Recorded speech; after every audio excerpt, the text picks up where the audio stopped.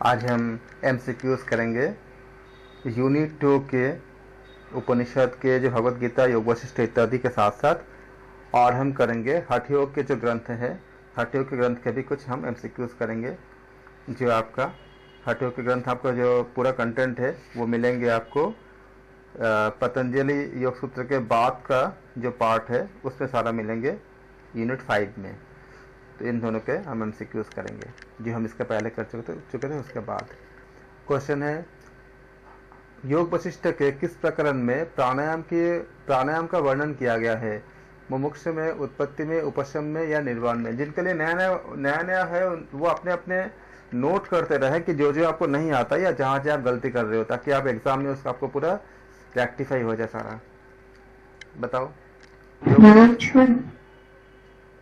योग वशिष्ठ के किस प्रकरण में प्राणायाम का वर्णन किया गया है? फिर से सोचिए।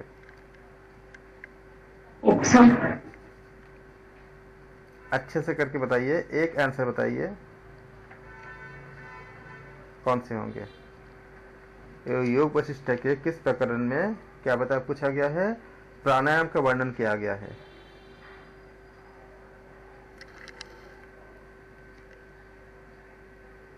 निर्वाण प्रकरण में। जो जो आप गलती कर रहे हो आपके लिए नया है, उसको आप नोट करते जाओ, उसको लिखते जाओ एक कॉपी में।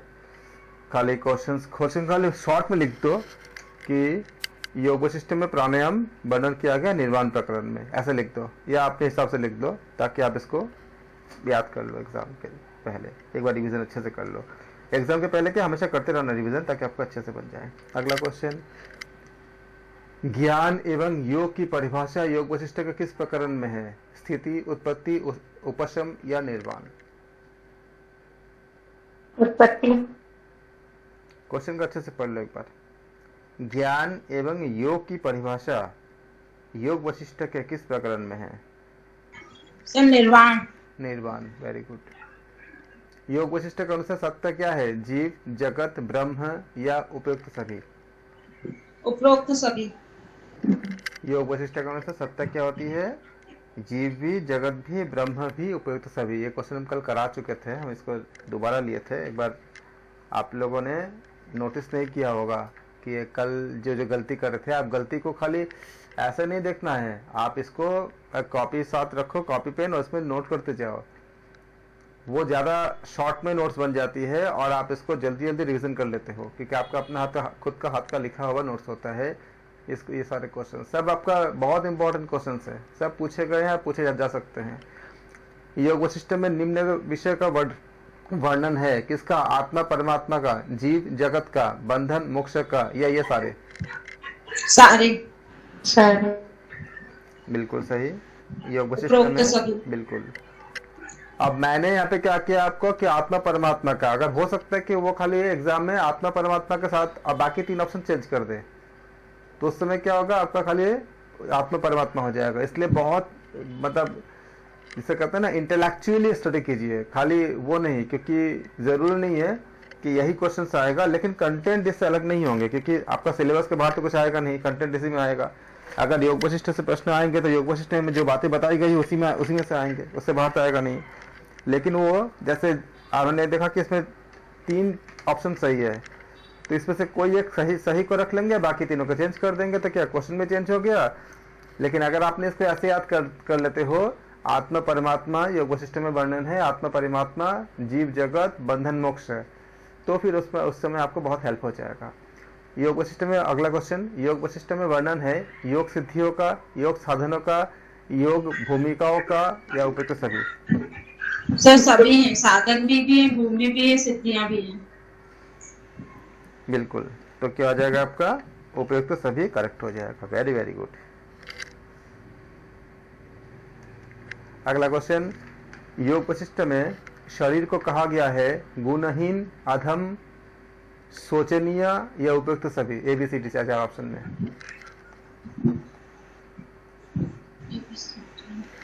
शरीर को क्या कहा गया? गुणहीन या अधम या शोचनीय या उपयुक्त सभी? इनका सभी लग रहा है। आपको लगना बिल्कुल सही है। अगर आपको ऐसा तुक्का मारे हो तो अब उसको याद कर लो। योग वशिष्ठ नहीं सर, तुक्का नहीं मारा, योग वशिष्ठ पढ़ा है, उसमें अधम वर्ड भी पढ़ा है, सोचनीय भी पढ़ा था, तो गुणहीन बच रहा था, तो उपरोक्त सभी था। बिल्कुल। बाकी अगर बाकी लोग जो रिकॉर्डिंग में देख रहे हैं, सुन रहे हैं, या जो जिनको नहीं पता है वो नोट कर लीजिए। योग वशिष्ठ में शरीकों का क्या बोला गया है? गुणहीन, अधम और शोचनीय। योग वशिष्ठ के अनुसार निंदन शरीर क्या है? निंदनीय, प्रशंसनीय, दर्शनीय, गुणयुक्त।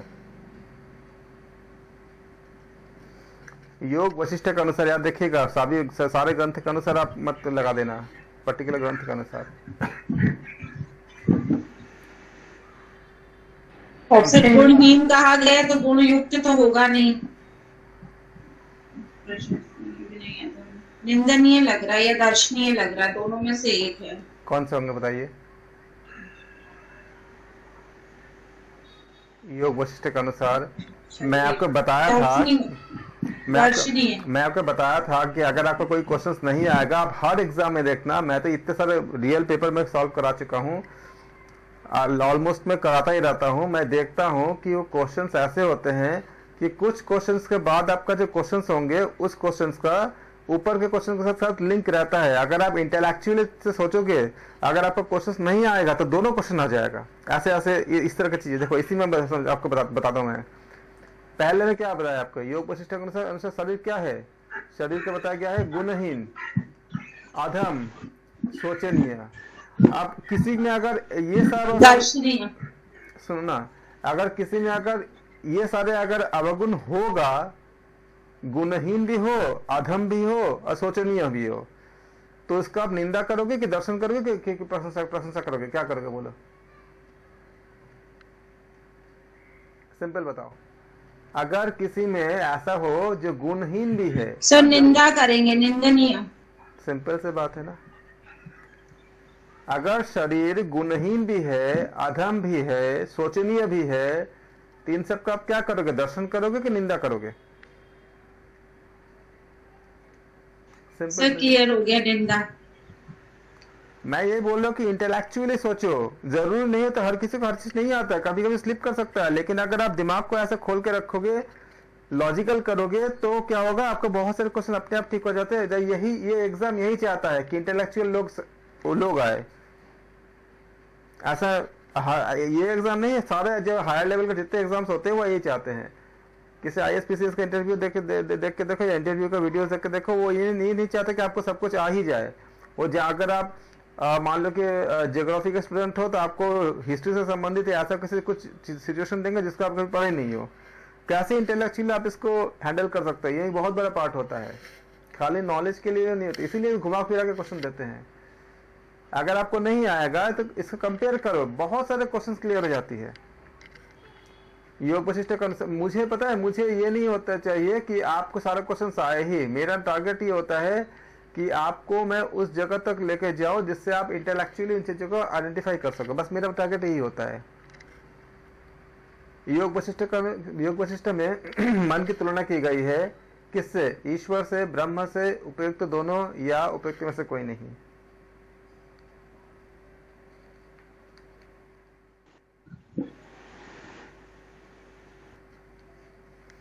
योग वशिष्ठ में मन की तुलना की गई है ईश्वर से, ब्रह्म से, उपयुक्त दोनों, या उपयुक्त में से कोई नहीं। नो तुक्का, समझ के इंटेलेक्चुअली करो। तुक्का भी मार सकते हो, ठीक है, अगर लेकिन बता देना एग्जाम में अगर नहीं जाएगा तो क्या, अगर नेगेटिव मार्किंग नहीं तो तुक्का मार देना। लेकिन यहाँ पे तुक्का में भी अगर अपना लॉजिक लगाओगे तो तुक्का भी सही हो जाता है। कोई नहीं, उपयुक्त कोई नहीं। योग वशिष्ठ में मन को ब्रह्म से तुलना की गई है।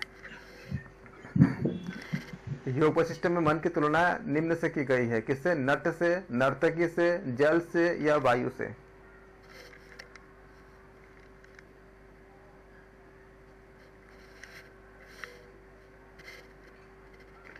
योग वशिष्ठ में मन की तुलना किससे की गई है? नट से, नर्तकी से, जल से, वायु से। सर ऊपर दिया है योग वशिष्ठ में मन की तुलना की गई है ब्रह्मा से। हाँ। और फिर नीचे दिया है योग तुलना निम्न में से किससे की गई है? अब वो नट्य से नर्तकी से अभी क्लियर नहीं हो रहा है कि मतलब दिमाग ब्रह्मा लगाओ। से भी क्यों यही है। चलो भगवान शंकर का एक नाम बताओ। नट्य से नट बोलते हैं आ ना गया, हमको। नटराज हरि होता है। तो सबसे हाँ करीब कौन होंगे हम, ये मतलब भगवान आपका शिव जो है उनको ब्रह्म तो नहीं है, लेकिन ब्रह्म के सबसे करीब हुए कि नहीं हुए? क्योंकि आपका नट्य से। ऐसे हमें पता करने होते हैं, जब हमको नहीं आया होता है और ऐसा कुछ होता है तो हम ऐसे हम इसको इंटेलेक्चुअली हम इसको वो करते हैं, मतलब हर चीज़ आए ज़रूरी नहीं है, कितना करीब हो जाते हैं। नर्तकी ऐसा कुछ हमें नहीं पता, जल नहीं पता, आप कंफ्यूज काफी होगा अगर आपको नहीं आएगा। एक आपका वायु से, एक आपका जल नट से आप हो सकते हैं, लेकिन वायु जो है वह पक्का पंच तत्व में आती है। वायु पंच महाभूत में आती है, वायु और जल। तो क्या बचा नट और नर्तकी। नर्तकी हमें ऐसा नहीं होता, लेकिन नटराज हम जानते हैं। तो क्या हो जाएगा, अगर आपको नहीं आएगा तो ऐसे कर सकते हो। मन के संकल्प से उत्पन्न होते हैं, क्या होती है? व्यामोह, अनर्थ, देश व काल, उपयुक्त सभी। Very good. समझो एग्जाम में क्या होता है, एग्जाम में लोग कर क्यों नहीं, क्रैक क्यों नहीं कर पाते? सब पढ़ के जाते हैं, लेकिन इस तरह से क्वेश्चंस बनते हैं और इसको आपको क्रैक करनी है। अगर यहाँ आपको दिक्कत आ रही है तो इसी को प्रैक्टिस करने होंगे इसी को समझने होंगे कि हम कैसे आंसर पे पहुंचे। मैक्सिमम बच्चों का तो ये होती है कि हम तो सब कुछ हमें सिलेबस तो पूरा किया, लेकिन हम क्वेश्चन को हम समझ ही नहीं पाए। यहाँ से समझो, ऐसे घुमा घुमा के आते क्वेश्चन। योग वशिष्ठ के अनुसार मन को परमात्मा से संयुक्त करने का साधन क्या है? योग वशिष्ठ के अनुसार मन को परमात्मा से संयुक्त करने का साधन क्या है? समाधि, निष्काम, स्वस्थता या ईश्वर निष्काम ध्यान? कर्म। निष्काम कर्म। योग वशिष्ठ के अनुसार मन को परमात्मा से संयुक्त करने का साधन क्या है? समाधि, निष्काम कर्म, स्वस्थता या ईश्वर प्रणिधान? सोचो योग वशिष्ठ के अनुसार। क्वेश्चन क्या है? मन को परमात्मा से संयुक्त करना कब होते? संयुक्त जो करने का साधन है,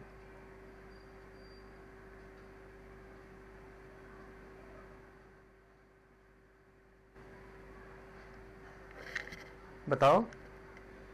समाधि। सर स्वस्थता होगा ही नहीं। वेरी वेरी गुड, और वेरी गुड। स्वस्थ तो नहीं होगा। अगला फिर और मन को परमात्मा से ईश्वर प्रणिधान तो उसमें बताया है योग दर्शन में, लेकिन आपको ये भी योग नहीं वशिष्ठ में होगा। बताया पूछा गया है। योग वशिष्ठ में समाधि तो नहीं होगा। प्रकरण का नाम बताओ अच्छे योग वशिष्ठ में क्या क्या प्रकरण है?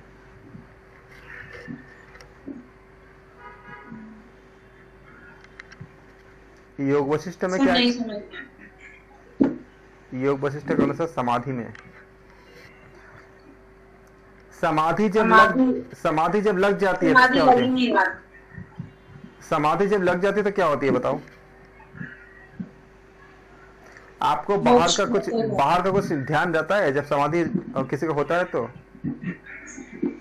जी सर। जब बाहर का जब कुछ भी ध्यान नहीं होगा तो कहाँ जाएगा मन? परमात्मा की तरफ जाएगा। वो मर्ज हो जाएगा ना, क्योंकि मर्ज अगर नहीं है तो समाधि नहीं हुई। जी सर। समाधि जब हो गई तो आप मर्ज हो गए। निष्काम कर्म कर रहे हो, आगे मिलेगा। निष्काम कर्म करते करते तुरंत नहीं मिल रही है, आप कर रहे हो, बाद में आपको मतलब ईश्वर से आप मतलब वो मोक्ष मिलेगा। ईश्वर प्रणिधान आप कर रहे हो, लेकिन जीवन जी रहे हो, बाद में मिलेगा जब आप शरीर छोड़ दोगे। समाधि में क्या हुई? आप कर चुके हो। आप समाधि जब आ जाता है तब आपका और कुछ बचता नहीं है। तो क्या हो जाएगा? योग वशिष्ठ में क्या हो है आपका? इसमें समाधि के बारे में बताया गया है। मैंने आपको प्रकरण इसलिए पूछ रहा था। योग वशिष्ठ के अनुसार अविद्या निम्न को धोखा नहीं देती, विज्ञ को, अज्ञ को, अहंकारी को, मिथ्या ज्ञानी को। बिल्कुल सही। अगला क्वेश्चन, योग वशिष्ठ के अनुसार। आप देखो योग वशिष्ठ में कैसे कैसे क्वेश्चन पूछे जाते हैं। अगर आपको मान लो आपने पूरा पढ़ा योग वशिष्ठ, लेकिन एग्जाम में क्वेश्चन आपका ऐसे फेस करोगे। योग वशिष्ठ के अनुसार मन का गुण क्या है? शीतलता, चंचलता, कालिमा, विनम्रता।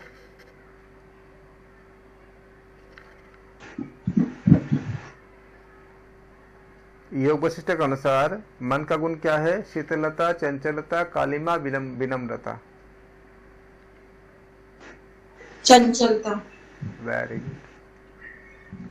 योग वशिष्ठ के अनुसार सारे जगत को अंधा किसने बनाया हुआ है? अविद्या ने, ग्रह दोष ने, बीमारी ने, प्रलाप ने?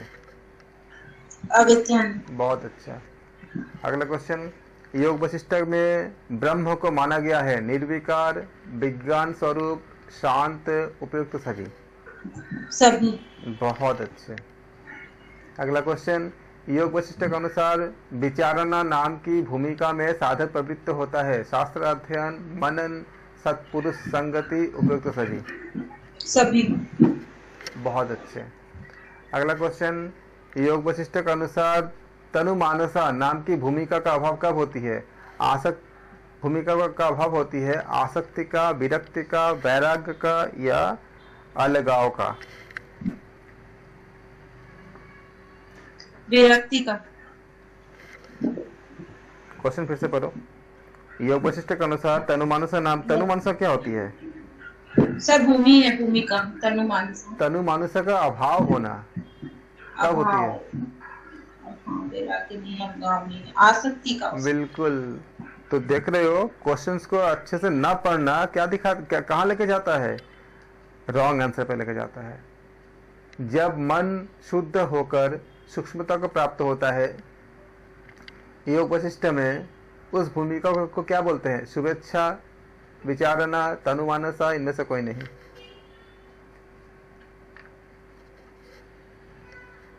तनुमानसा। जब मन शुद्ध होकर सूक्ष्मता की प्राप्त होती है तो हम क्या कहते हैं? तनुमानसा। Very very good. क्योंकि तनु मतलब क्या होती है? वो डायल्यूट हो जाना। अगला क्वेश्चन, योग वशिष्ठ के अनुसार समाधि में आरूढ़ होने की भूमिका क्या होती है? आसंग शक्ति, शुभेच्छा, विचारणा, तनुमानसा? असंग शक्ति। योग वशिष्ठ के अनुसार समाधि में आरूढ़ होने को क्या बोलते हैं? आसंग शक्ति। बहुत अच्छा। योग वशिष्ठ के अनुसार किस भूमिका में पदार्थ का भान नहीं होता? पदार्थ अभाव, पदार्थ भावना, निश्चेतन, निरालंब? पदार्थ भावना।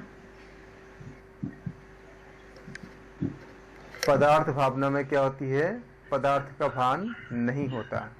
नहीं होते। अगला क्वेश्चन, योग वशिष्ठ के अनुसार आत्मभाव में स्वाभाविक निष्ठा वाली भूमिका क्या होती है?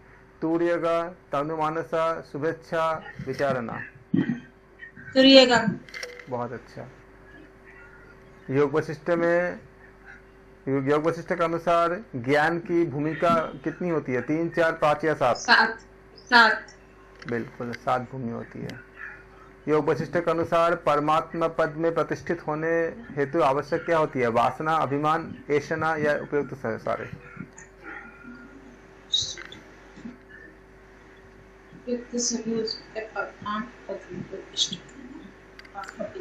योग वशिष्ठ बिल्कुल। योग वशिष्ठ के अनुसार परमात्मा पद में प्रतिष्ठित होने हेतु आवश्यक क्या होती है? वासना भी, अभिमान भी, ऐशना भी, इसलिए उपयुक्त सभी। योग वशिष्ठ के अनुसार आदि क्या होती है? शारीरिक, मानसिक, आध्यात्मिक या आत्मिक? आदि शारीरिक। योग वशिष्ठ के अनुसार आदि क्या होती है?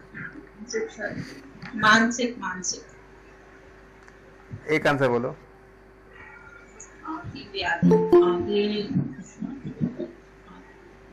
मानसिक। योग वशिष्ठ के अनुसार आदि क्या होती है? शारीरिक, मानसिक, आध्यात्मिक या आत्मिक?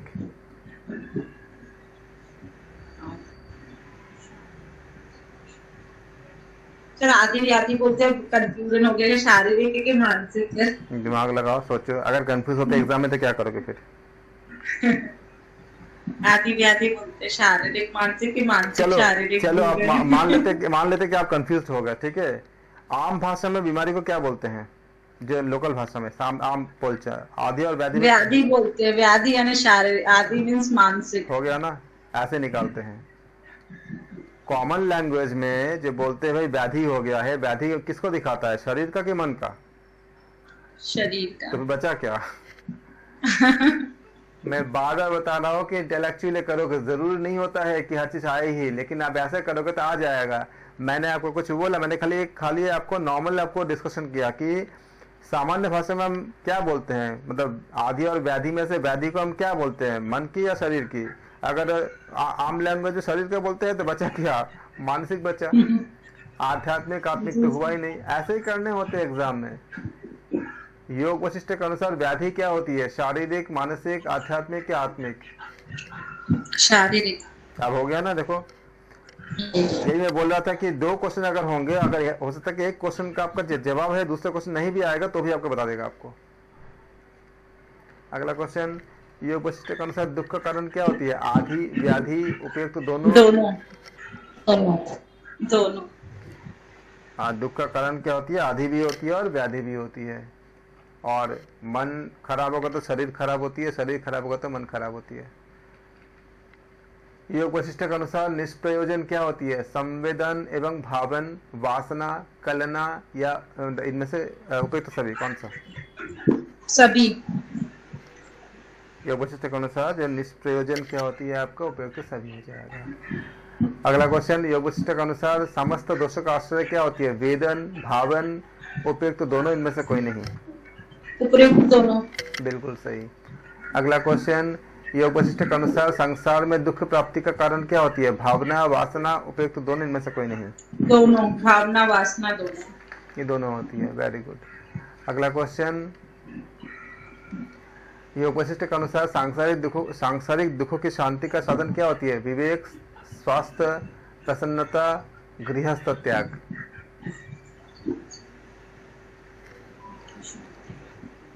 गृहस्थ त्याग। क्वेश्चन को अच्छे से समझो पहले। योग वशिष्ठ के अनुसार सांसारिक दुखों की शांति का समाधान क्या पूछा गया है? योग वशिष्ठ के अनुसार सांसारिक दुखों की शांति का साधन क्या है? विवेक। विवेक होगा ना। आप क्या बता रहे थे पहले? गृहस्थ त्याग। जो लोग शादी नहीं किए तो उसमें बहुत खुश है क्या? आप देखो तो दुखों की शांति है, गृहस्थ त्याग तो हुई ना एक तरह के। ऐसा नहीं होता, पहले समझो चीजों को। विवेक अगर रहेगा तो फिर गृहस्थ त्याग होने ना होने से क्या होती है। कितने ही तो लोग आपका गृहस्थ का त्याग कर चुके हैं, क्या वो सब शांति मिल जाते हैं उनको? कितने तो लोग हैं ना, नहीं बहुत से लोग हैं। कितने ही ऐसे लोग हैं जो अभी मतलब प्रयासरत है कि आपका संत बनने में, साधु बनने में, उन्होंने सब कुछ त्याग कर चुके हैं, तो शांति उनको भी अभी शांति के तलाश में तो कर रहे हैं ना सारी चीजें। ओके, हड़बड़ी नहीं, आराम से समझो चीजों को, इसी चीज को डेवलप करनी है। अगर आप थोड़ा भी क्वेश्चंस कर लोगे ना तो आपका लेवल बहुत अच्छा बन जाएगा। योग वशिष्ठ के अनुसार ध्यान वृक्ष पर आरूढ़ व्यक्ति की समाप्त हो जाती है। ध्यान वृक्ष पर आरूढ़ व्यक्ति के समाप्त क्या हो जाती है? लोकेशना, दारुष्णा, वित्वेषणा, उपयुक्त सभी। बताएं। वित्त मतलब क्या होती है? धन। मैंने बोला था ना आपको ऐसा के बारे में। तो योग वशिष्ठ के अनुसार ध्यान वृक्ष पर आरूढ़ व्यक्ति की क्या समाप्त होती है? लोकेशना, दारुष्णा, वित्तृष्णा या सर सभी आएगा। सभी आएगा। Very very good. सोच के बोलोगे ना अच्छे से, इंटेलेक्चुअली देखो कि बहुत सारे क्वेश्चन आपको नहीं भी पढ़े होगे तभी आप आंसर निकाल लोगे। योग वशिष्ठ के अनुसार मतलब आप जब लॉजिकली सब चीजों को कनेक्ट करोगे तो योग वशिष्ठ के अनुसार ध्यान के द्वारा क्या होती है? विरक्ति, इंद्रियों की शांति, मन की वृत्तियों का प्रशमन, उपयुक्त सभी। बिल्कुल। हम जो एमसीक्यूज करते हैं, हमें खाली ये टारगेट नहीं होता कि आप कितना कुछ एमसीक्यू कर लिए। मुझे आपके लेवल को वहां तक लेकर जाने का टारगेट होता है कि ताकि आप इंटेलेक्चुअली चीजों को समझ सको, और जो आपको आता है तो उसको तो आंसर दे दिया, जो नहीं आता उसको भी आप कैसे कनेक्ट करोगे कि आपको मैक्सिमम सही हो जाए। योग वशिष्ठ के अनुसार ध्यान समाधि हेतु आवश्यक नहीं है क्या वेदांत श्रवण, विषय भोग, स्वाध्याय या प्रणव जप? आवश्यक नहीं है ध्यान समाधि, तो विषय भोग। वेरी गुड, प्रणव जप भी जरूरी है, विषय भोग। बिल्कुल सही। अगर मुझे आप लोगों को ये सब चीज़ को डेवलप नहीं करना होता तो मैं तो ऐसे ही कभी भी मुझे टाइम मिले मैं रिकॉर्डिंग करके आपको सेंड कर देता। आपको लाइव क्लास में इसलिए इन्वॉल्व करना चाहता हूँ जितने लोग जुड़ पाते हैं कि आपके इस इंटेलेक्चुअल चीज़ों को अच्छे से डेवलप हो और आप उस स्थिति को समझे कि कैसे उस टेक्निक को समझे कि अगर आपके क्वेश्चन कभी रॉन्ग भी होती है तो आप राइट तक कैसे पहुँचे, रॉन्ग आंसर एलिमिनेशन कैसे करें, और कुछ शब्दों के मीनिंग से आप कॉमन सेंस लगा के भी आंसर को तक पहुंच सकते हो। ये सब चीज़ों को स्टडी करने के लिए सिर्फ आंसर तक पहुंचना नहीं, हमारा मेन मोटो नहीं है। टीचिंग और स्टडी ऐसा होता है कि जिससे हम इन सब चीज़ों को इस तरह के जो क्वालिटीज़ को हम बेहतर कर सके, ग्रोथ कर सके। योग वशिष्ठ के अनुसार ज्ञानी पुरुष क्या होते हैं? पूर्ण शांत, इंद्रिय निग्रही, स्वात्माराम या ये सारे? सभी। बिल्कुल सही। योग वशिष्ठ के अनुसार परम पद में स्थित पुरुष का लक्षण क्या होती है? बोधता, पदार्थ भाव, पदार्थ अभाव, उपयुक्त में से कोई नहीं।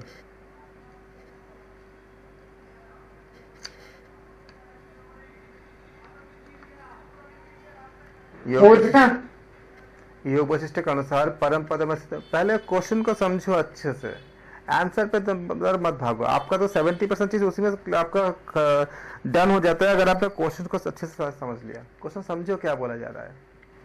आप लोग आंसर में बहुत ज्यादा हड़बड़ी करते हो, उसमें नहीं, पहले क्वेश्चन पे देखो, बहुत समय लगाओ, मतलब समय मतलब उसको अपना पूरा फोकस इस पर करो।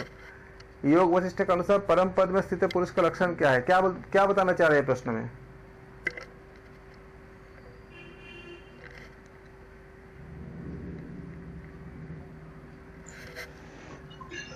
वो नहीं, बोलता नहीं है, उपयुक्त कोई नहीं, उपयुक्त कोई नहीं। कैसे पता? सर पदार्थ अभाव तो नहीं हो सकता पुरुष का लक्षण, पदार्थ भाव नहीं है, पदार्थ भावना है, बोधता भी नहीं, उपयुक्त कोई नहीं। मुझे ऐसा लग रहा, हो सकता है गलत भी हो, आप बताइएगा फिर। जो परम पुरुष होते हैं वो बोध और अबोध से ऊपर होते हैं और पदार्थ के भाव या अभाव से भी ऊपर होते हैं, तो ये सब चीजें उनको टच ही नहीं करता, तो इससे क्या होगा? उपयुक्त में से कोई नहीं। अगला क्वेश्चन, योग वशिष्ठ के अनुसार परम पद में स्थित पुरुष का दूर नहीं होता है क्या? राग, द्वेष, विवेक, ज्ञान, भय?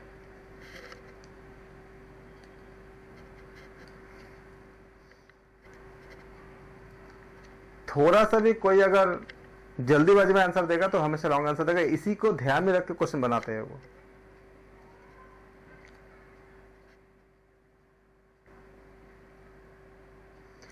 योग वशिष्ठ के अनुसार परम पद में स्थित पुरुष का दूर नहीं होता राग, द्वेष, विवेक, ज्ञान या भय? सर ये क्वेश्चन में बोल रहा है कि योग वशिष्ठ के अनुसार परम पद में स्थित, मतलब वो पुरुष जो है परम पद में होगा और उसका क्या दूर नहीं होगा? परम पद में है वो पुरुष। विवेक, ज्ञान। Very good. क्या दूर नहीं होगा? इसका उल्टा क्या मतलब अर्थ क्या है? प्रश्न का अर्थ क्या है? क्या कौन से गुण पुरुष में हमेशा रहेगा? इसका अर्थ क्या हुआ कि ऐसा कौन सा ज्ञान है जो पुरुष में हमेशा रहेगा? उसी को घुमा के पूछ रहे हैं कि अगर आप में उस एनालिसिस करने की क्षमता नहीं होगा तो आप इन शब्दों को दो तीन, मतलब जो जलेबी की तरह जो घुमाया गया है उसको आप वो नहीं कर पाओगे। पुरुष का योग वशिष्ठ के अनुसार परम पद में स्थित पुरुष का दूर नहीं होता है। आप खाली इंसान अगर जो करेगा वो खाली अगर पुरुष का उसके बाद अगर ज्यादा ध्यान नहीं देगा तो वो गलत ऑप्शन चूज कर लेगा। दूर नहीं होता है मतलब क्या हुआ? इसका अर्थ क्या हुआ? जो हमेशा उनके पास रहता है। इसका सही मतलब क्या हुआ? जो दूर नहीं होगा मतलब वो हमेशा रहता है, जो दूर नहीं होगा वो हमेशा रहता है। अगर मान ले कि आप आपके पास एक गुड़िया है खेलने के लिए, आपसे दूर नहीं होता, इसका मतलब क्या हुआ, वो आप हमेशा आपके पास रहता है। तो कौन सा चीज रहता है परम पुरुष के पास? राग होता है? नहीं होता है। द्वेष होता है? नहीं होता है। भय होता है? नहीं होता है। तो विवेक ज्ञान हो गया। आप इसको भी समझो कि वो चाहते क्या है, किस तरह से आपको तैयारी करनी है। खाली आंसर की तरफ आप लोग बहुत अच्छा कर रहे हो, आंसर आप लोग काफी सही दे रहे हो, लेकिन शब्दों को समझो, टेक्निक को समझो, कैसे क्वेश्चन पूछते हैं और क्या चाहते हैं आपका एनटीए, और क्यों इतना चैलेंजिंग एग्जाम होता है। ये बहुत ज्यादा चैलेंजिंग है। पूरे भारत में आपका मोस्ट प्रेस्टिजियस एग्जाम में से ये है पूरा। योग वशिष्ठ के अनुसार समाधि सिद्धि में स्थित रहने हेतु अनिवार्य क्या होती है? पूर्ण वैराग्य, उन्मत्तता, शास्त्राभ्यास, उपदेश।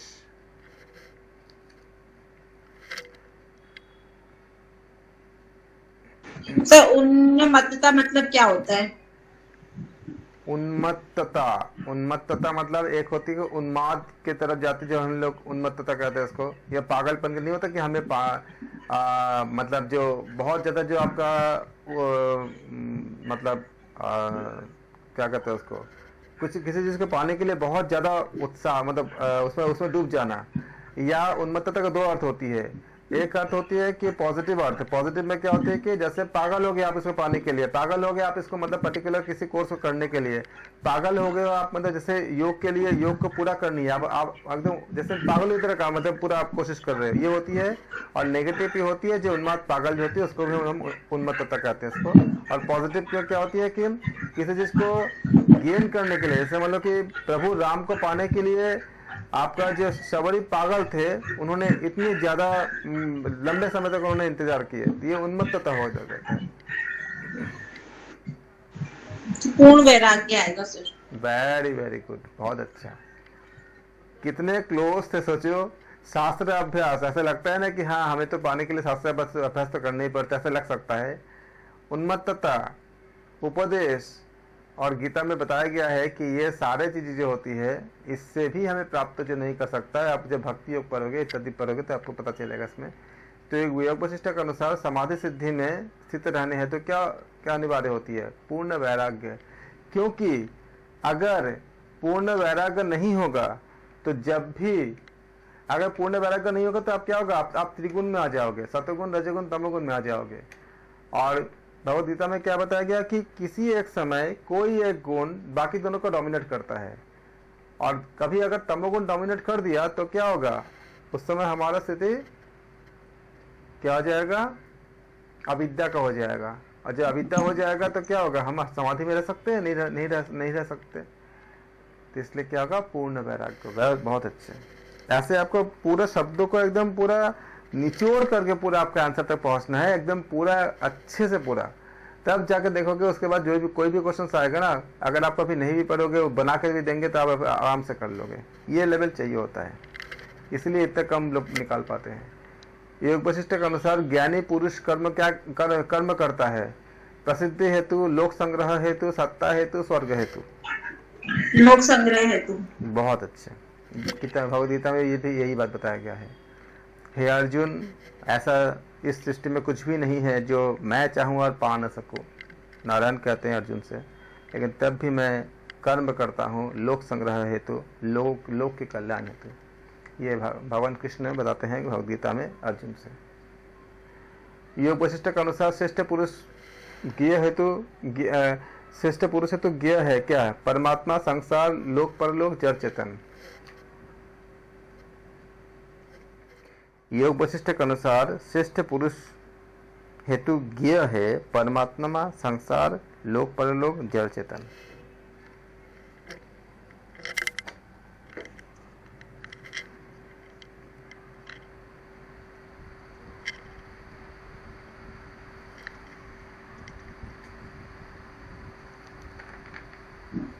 सर ए और बी में, ए और सी में से लग रहा है। संसार तो नहीं है, जड़ चेतन भी नहीं है, तो परमात्मा या लोक परलोक। क्वेश्चन को समझो ना। योग वशिष्ठ हेतु क्या बोला है? योग वशिष्ठ अनुसार श्रेष्ठ पुरुष ज्ञेय हेतु, श्रेष्ठ पुरुष हेतु ज्ञेय। श्रेष्ठ पुरुष कौन होते हैं? श्रेष्ठ पुरुष क्या जानना चाहते हैं? मैं आपको खाली कुछ क्वेश्चंस करूंगा, देखो आप आंसर तक पहुंच जाओगे। यही क्वेश्चन आपको खुद से करनी है। एक श्रेष्ठ पुरुष, ज्ञेय मतलब क्या? जो ज्ञान प्राप्त करना। तो एक श्रेष्ठ पुरुष जो श्रेष्ठ पुरुष होते हैं वो कौन से ज्ञान प्राप्त करना चाहते हैं? अपने ज्ञान के द्वारा क्या क्या जानना चाहते हैं जो श्रेष्ठ पुरुष होते हैं? परमात्मा। बताओ, मिल गया ना आंसर? क्या दिक्कत? हाँ सर, उसी में कंफ्यूज था ना, ए और सी में ही। नहीं, सी में कंफ्यूज क्यों? एक श्रेष्ठ पुरुष का लोक परलोक चाहते हैं? नचिकेता ने चाहा था? नहीं, फिर परमात्मा। एक जो श्रेष्ठ पुरुष किसे कहते हैं? जो इसको समझते हैं। ये श्रेष्ठ पुरुष का मतलब आधुनिक भौतिक हिसाब से नहीं, जो आध्यात्म को समझते हैं, जो हरि को समझते हैं, वो श्रेष्ठ पुरुष होते हैं। तो वो उनके लिए जानना क्या बचा हुआ है? क्या जानना चाहते हैं वो? परमात्मा का जानना चाहते हैं। लोक परलोक को जान के क्या करेंगे वो? जड़ से क्या करेंगे? अगला क्वेश्चन। ऐसे अपने आप को जब करोगे तो क्या हो जाएगा? इससे आपको डेवलप बहुत अच्छा होगा। है कुछ क्वेश्चंस करा देना, कर लेना हमारा मोटो नहीं है। हमारा मोटो है आप इसको समझो, इस लॉजिक को समझो। योग वशिष्ठ के अनुसार ज्ञान प्रक्रिया में निम्न गुण का अधिक प्रसार होता है। किसका? रजस का, तमस का, सत्व का, उपयुक्त में से कोई नहीं।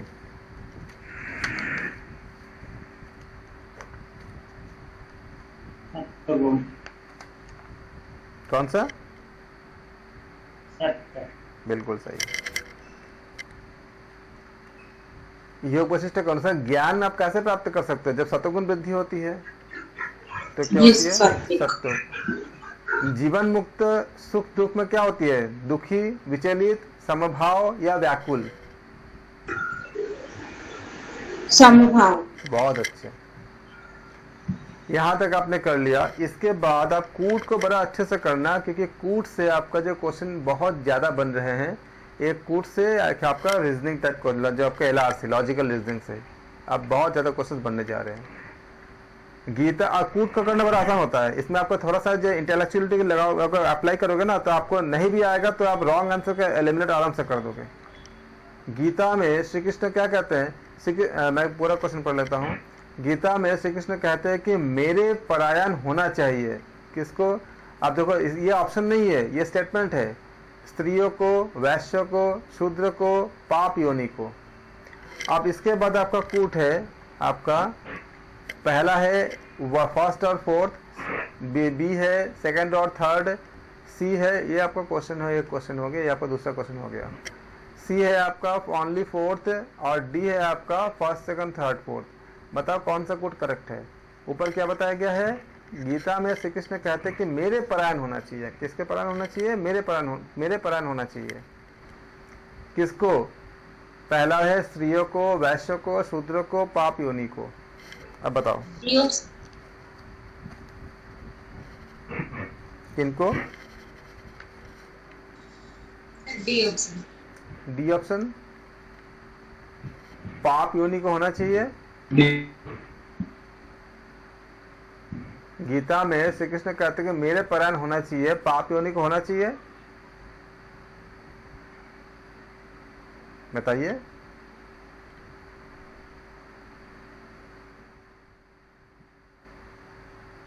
पाप योनि को होना चाहिए? तो नहीं पता। होना चाहिए।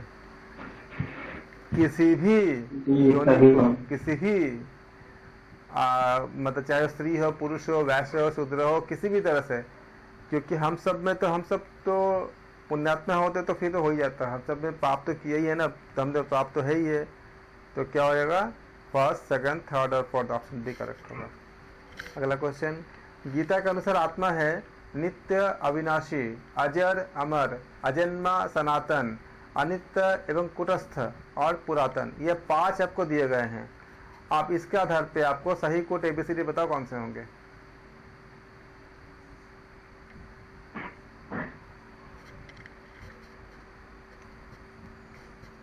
गीता के अनुसार क्या बताया गया है? आत्मा स्टेटमेंट क्या है? 5 दिया गया है। नित्य, अविनाशी, अजर अमर, अजन्मा, नित्य अविनाशी, अजर अमर, अजन्मा, सनातन, अनित्य एवं कुटस्थ और पुरातन। Sir C option. C option होगा? सी। कैसे पता?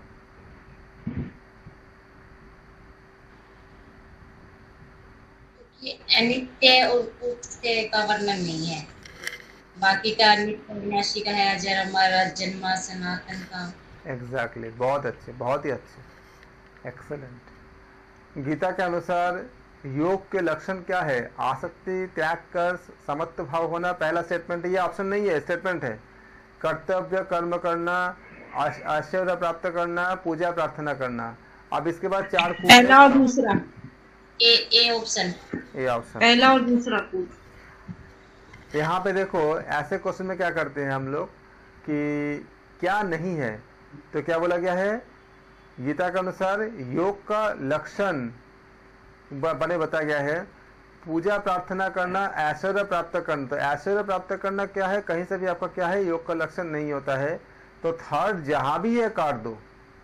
थर्ड इसमें है, थर्ड इसमें है, थर्ड इसमें है। देखो आपको मिल गया ना। अगर आपको डाउट होता तो भी, आपको तो भी जैसे डाउट नहीं है, मुझे लगता है सबको आपको क्लियर है।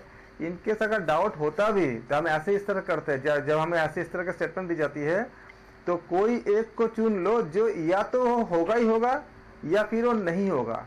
अगर उसको होना ही है तो फिर वो चीज अगर जहाँ पे नहीं है उसको काट दो, और उसको अगर नहीं होना है तो फिर जहाँ पर है वहाँ पे काट दो।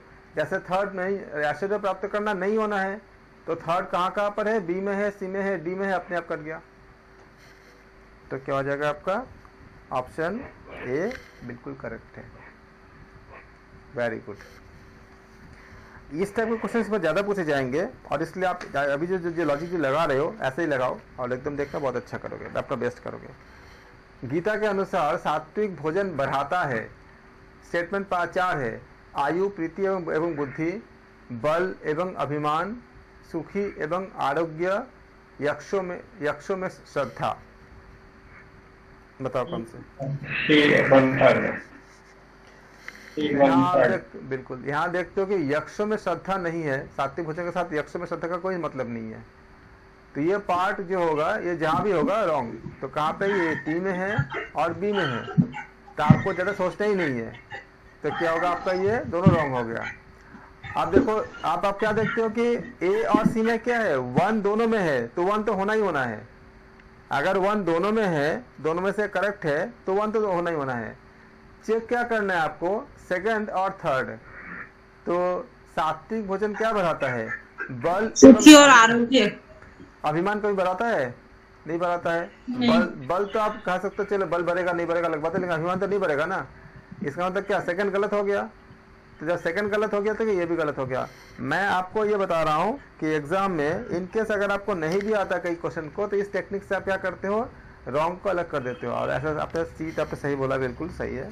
इस तरह से हम इसको अलग करते हैं। अगला क्वेश्चन, गीता के अनुसार सात्विक पुरुष की रुचि क्या होती है? स्थिर, पहला स्टेटमेंट, ये स्टेटमेंट है। स्थिर एवं स्निग्ध भोजन में, प्रिय एवं तिक्त भोजन में, रसयुक्त एवं चिकने भोजन में, प्रिय भोजन में। बताओ। इसके बाद नीचे कूट है, कूट बताओ कौन से होंगे? B option. बी मतलब आप फर्स्ट सेकंड फोर्थ बता रहे हो या सेकंड फोर्थ बता रहे हो? सर इसमें सेकंड तो आएगा नहीं, प्रिय और तिक्त भोजन, ये तो कट जाएगा, सेकंड तो है नहीं। ओके। प्रिय और तिक्त भोजन, सेकंड जहाँ पर होगा वो कट जाएगा। Very good. बाकी सब लोग ऐसा क्यों नहीं कर रहे हो भाई? ऐसे सी के अलावा सी ही होगा आपका। गीता के अनुसार सात्विक भोजन, सात्विक पुरुष की रुचि कभी आपका प्रिय और तिक्त भोजन में होगा? सोचो, तिक्त में तो नहीं होगा ना। वो आपका स्थिर और स्निग्ध में जरूर होगा। तो फर्स्ट तो इंक्लूड करनी है। और क्या बोला इसमें? रसयुक्त एवं चिकना भोजन। फैट ऐसे भी चाहिए होता है, बॉडी को तो फैट चाहिए होता है, उसमें भी बताया गया है। और आप देखो भोजन में क्या बताया गया था? जो रसयुक्त हो और जिसको तुरंत जो बनाया गया हो, जो प्रिय हो, जो स्वास्थ्यवर्धक हो और जो स्निग्ध हो, ये सारे शब्द बताया गया है। चैप्टर नंबर 6 में बताया गया है। तो सेकंड क्या बताया गया है? तिक्त। तो तिक्त तो होती ही नहीं है सात्विकता में, सात्विक भोजन में। तो जहाँ यहाँ पे कट गया, ये कट गया, ये कट गया। इस टेक्निक को समझो, ऐसे सॉल्व, भले आपको आता ही क्यों ना हो तब भी आप ऐसे करो। इससे जितनी ज़्यादा फैमिलियर हो जाओगे एग्ज़ाम आपको उतनी ही अच्छी जाएगी। अगर आपको एग्जैक्ट आंसर आता भी है तब भी आप इस मेथड से प्रैक्टिस करो। ये प्रैक्टिस आपको बहुत बड़ी माइलस्टोन दे देगा एग्जाम में, क्योंकि ऐसे क्वेश्चन अब ज़्यादा आने लगे हैं। ये क्वेश्चन और लॉजिकल रीजनिंग वाले क्वेश्चन ज़्यादा आने लगे हैं। वन सिंगल जो आपका जो आंसर जो करेक्ट आना था, जो ऊपर हमने किया, इसका संख्या कम होती जा रही है, ये ज़्यादा होती जा रही है। इसलिए आप ऐसे प्रैक्टिस करो। अगर एग्जैक्ट आंसर आता भी है तब भी ऐसे प्रैक्टिस करो, ये आपको बहुत फ़ायदा करेगा। मैं तो अपने क्लास में ऐसे ही करा रहा हूँ आपको, आप भी करना घर पे। गीता के अनुसार राजस पुरुष की रुचि होती है। 4 स्टेटमेंट है, तिक्त एवं लवणीय भोजन में, स्निग्ध एवं उच्छिष्ट भोजन में, उष्ण एवं रुक्ष भोजन में, कटु भोजन में। अब इसके आप बाद अपने 4 कुछ बताओ कौन से होंगे। सबसे पहले देखो क्या बोला है इसमें, राजस पुरुष बोला है।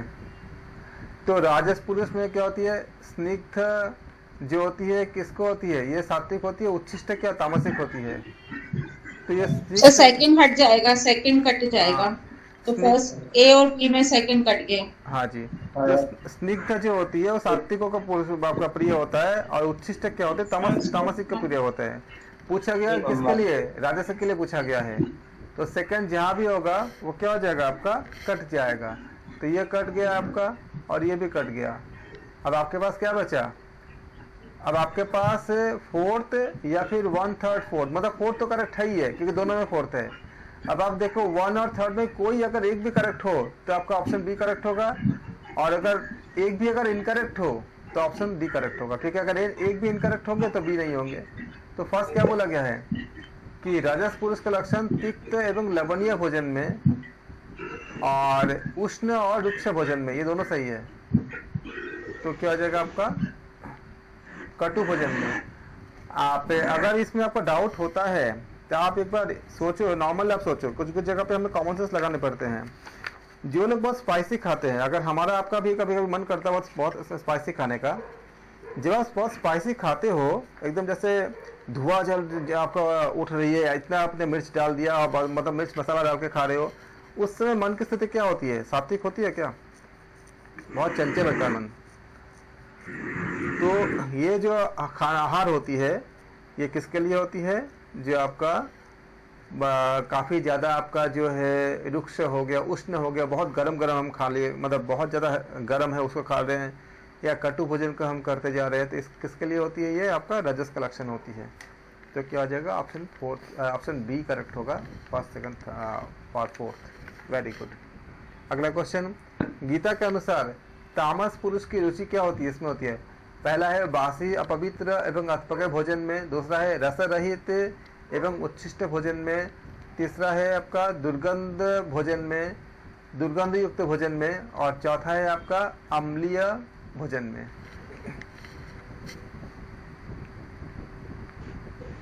सर सेकंड को कट जाएगा, रस रहित तो उच्छिष्ट भोजन तो है ही नहीं तामस में, तो सेकंड वाला बी और सी में है, तो ये कट जाएगा।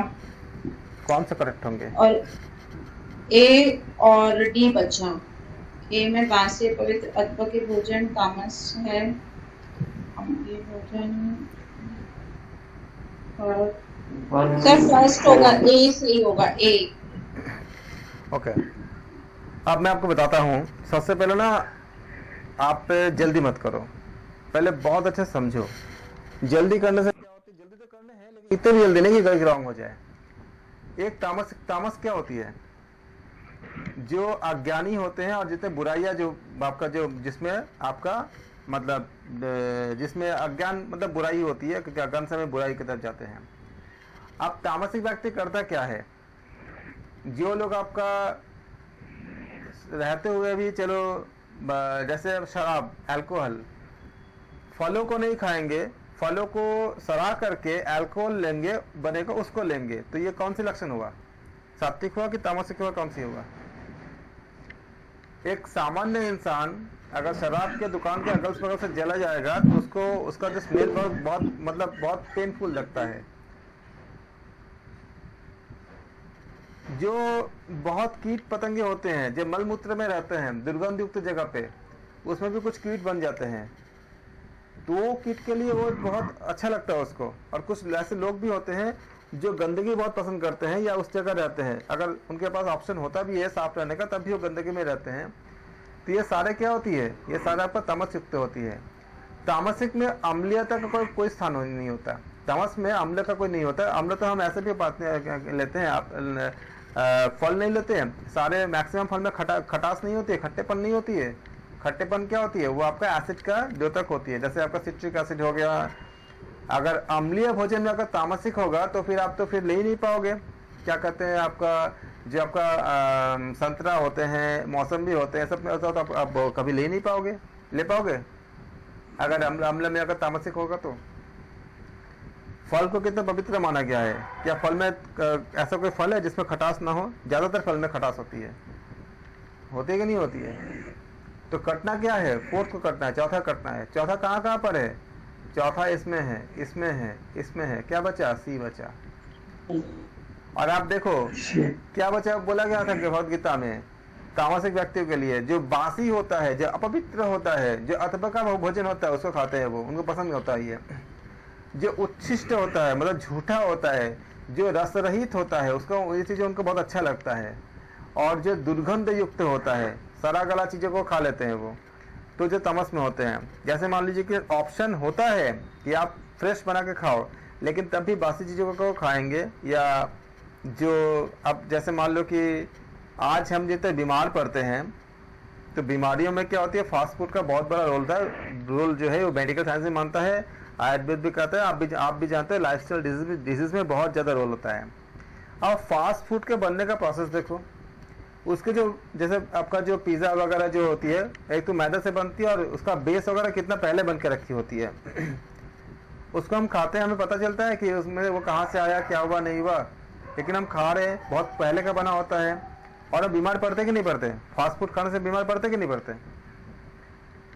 जिस चीज से फास्ट फूड बनता है उसी अनाज को अगर आप, जैसे हमारा मतलब खाने का जो नियम है कि आप तुरंत बनाते हो गेहूं से, आप गेहूं से मैदा बनता है, गेहूं से आपका दलिया भी बनता है। अगर दलिया को तुरंत बना कर खाते हो तो आप बीमार पड़ते हो क्या? नहीं पड़ते हो। तो ये सारा क्या दिखाता है, जो आपका दुर्गंध मतलब जो बहुत बासी होता है, दुर्गंध तो हो ना हो, लेकिन दुर्गंध तो शायद नहीं होगा, उसमें बासी होता है, बहुत पहले का बना होता है। और कुछ चीजें दुर्गंध युक्त तो होता भी है, जैसे हमें तो पता नहीं चलता कि शराब में कौन सी सुगंध होती है, उसमें दुर्गंध ही लगता है हमको। तो दुर्गंध युक्त होते हैं। जो लोग अल्कोहल का जिस समय प्रयोग करते हो तो क्या होती है, तामसिक में आती है सारा चीजें। और बिहेवियर में भी उनका जब कोई अल्कोहल लेता है तो क्या होती है, थोड़ा सा तामसिक प्रवृत्ति उसमें बन जाती है। तो क्या होती है वो, इसलिए बताया गया है। अम्लीय भोजन क्या होगा, तामस में नहीं आएगा, क्योंकि ये फल में क्या होती है, अम्लता, आपका खट्टापन आता है ना, तो अम्ल तो रहता ही है। और आपके बॉडी के अंदर भी आपका आप जानते हो कि हाइड्रोक्लोरिक एसिड वगैरह बनती है, जब आप डाइजेशन में पड़े हो, पाचन क्रिया में जानते हो कि पेट में बनती है, और भी कई तरह की एसिड बनती है। तो क्या हो जाएगा आपका, ये ऑप्शन सी करेक्ट होगा। किसी को डाउट हो तो बताइए। अगला क्वेश्चन, प्राण क्या है? ऋषियों द्वारा ऑप्शन दिया है, अब ऑप्शन नहीं, इसमें स्टेटमेंट दिया है, प्राण है ऋषियों द्वारा अनुभूत सत्ता, पितरों के लिए प्रथम स्वधा, देवों के लिए हवि, सबका आधार। आप बताओ कूट कौन से दोगे आप इसमें से?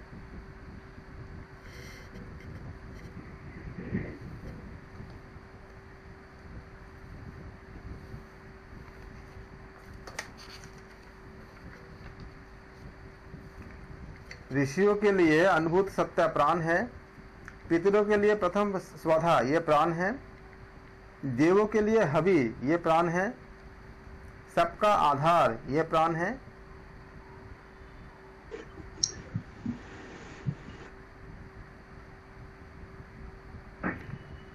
अगर आपको सबका आधार तो है, बिल्कुल तो सही, है आंसर। बिल्कुल सही। इसका मतलब क्या हुआ, फर्स्ट कट गया, सेकंड कट गया।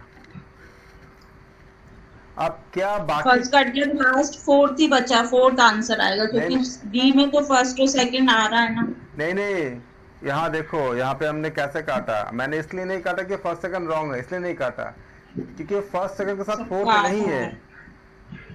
फर्स्ट और सेकंड ऑप्शन के साथ फोर्थ नहीं है इसलिए काटा है। फोर्थ नहीं है, हाँ दूसरी फोर्थ। अब इसका मतलब ये नहीं है कि फर्स्ट और सेकंड रॉन्ग है। आप देखो कि क्या बताया जा रहा है, बाकी तीनों में से कोई एक होल्ड करता है। अगर कोई एक होल्ड करेगा तो डी ऑप्शन सही होगा, अगर तीनों में से तीनों होल्ड नहीं करेगा, अगर कोई एक होल्ड नहीं करेगा तो सी ऑप्शन सही होगा।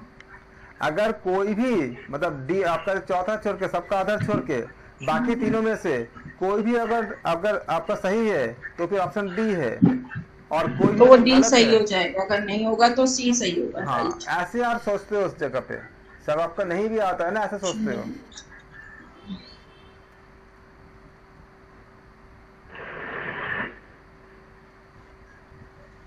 बताओ, दिमाग लगाओ।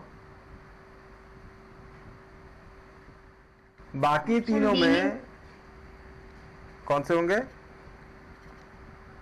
Option D. Option D.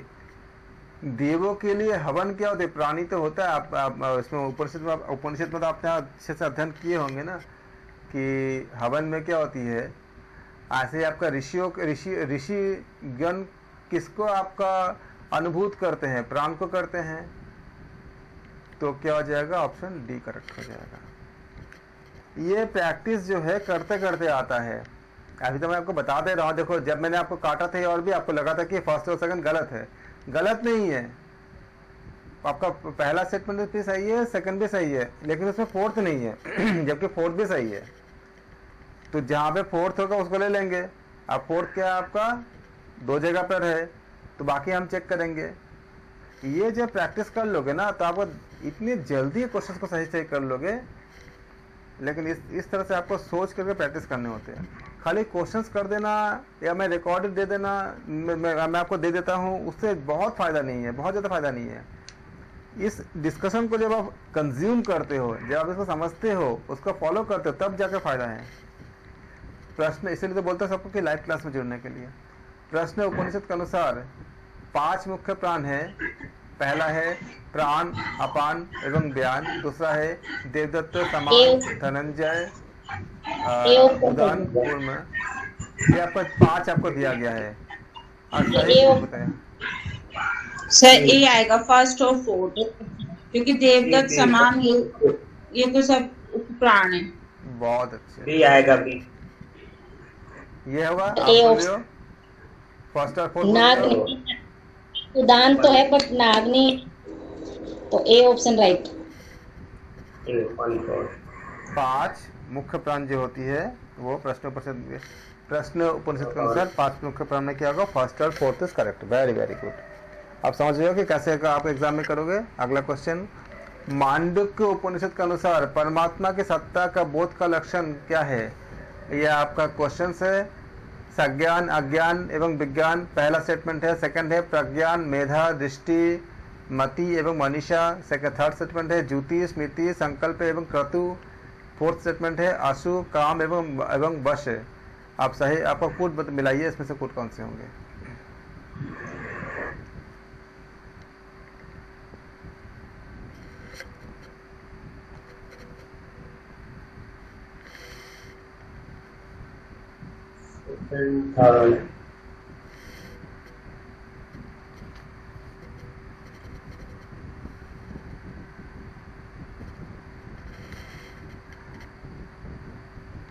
जो लोग ग्रुप पे नहीं है, ग्रुप के बाहर भी अगर कोई जुड़ना चाहते हैं क्लास के साथ, तो आप लोग लिंक शेयर कर सकते हो।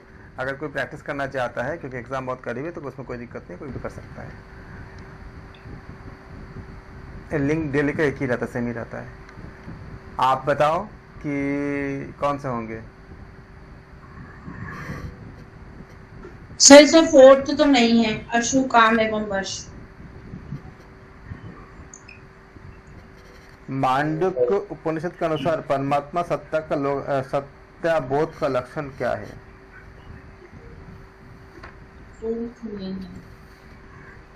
सेकंड, थर्ड, अज्ञान, मेधा।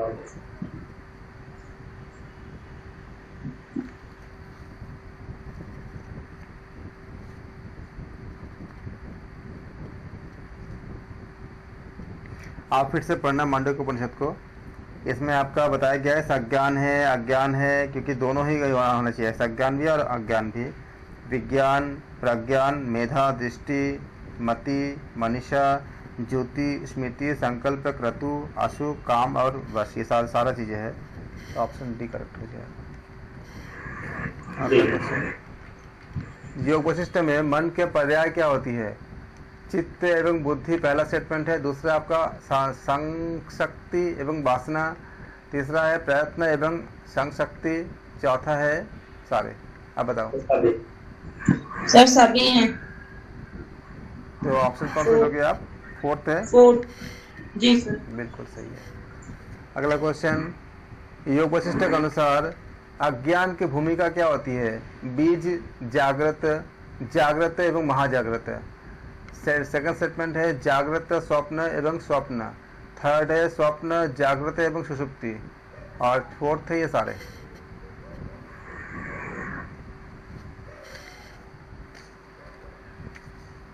कुछ बताओ कौन से होंगे?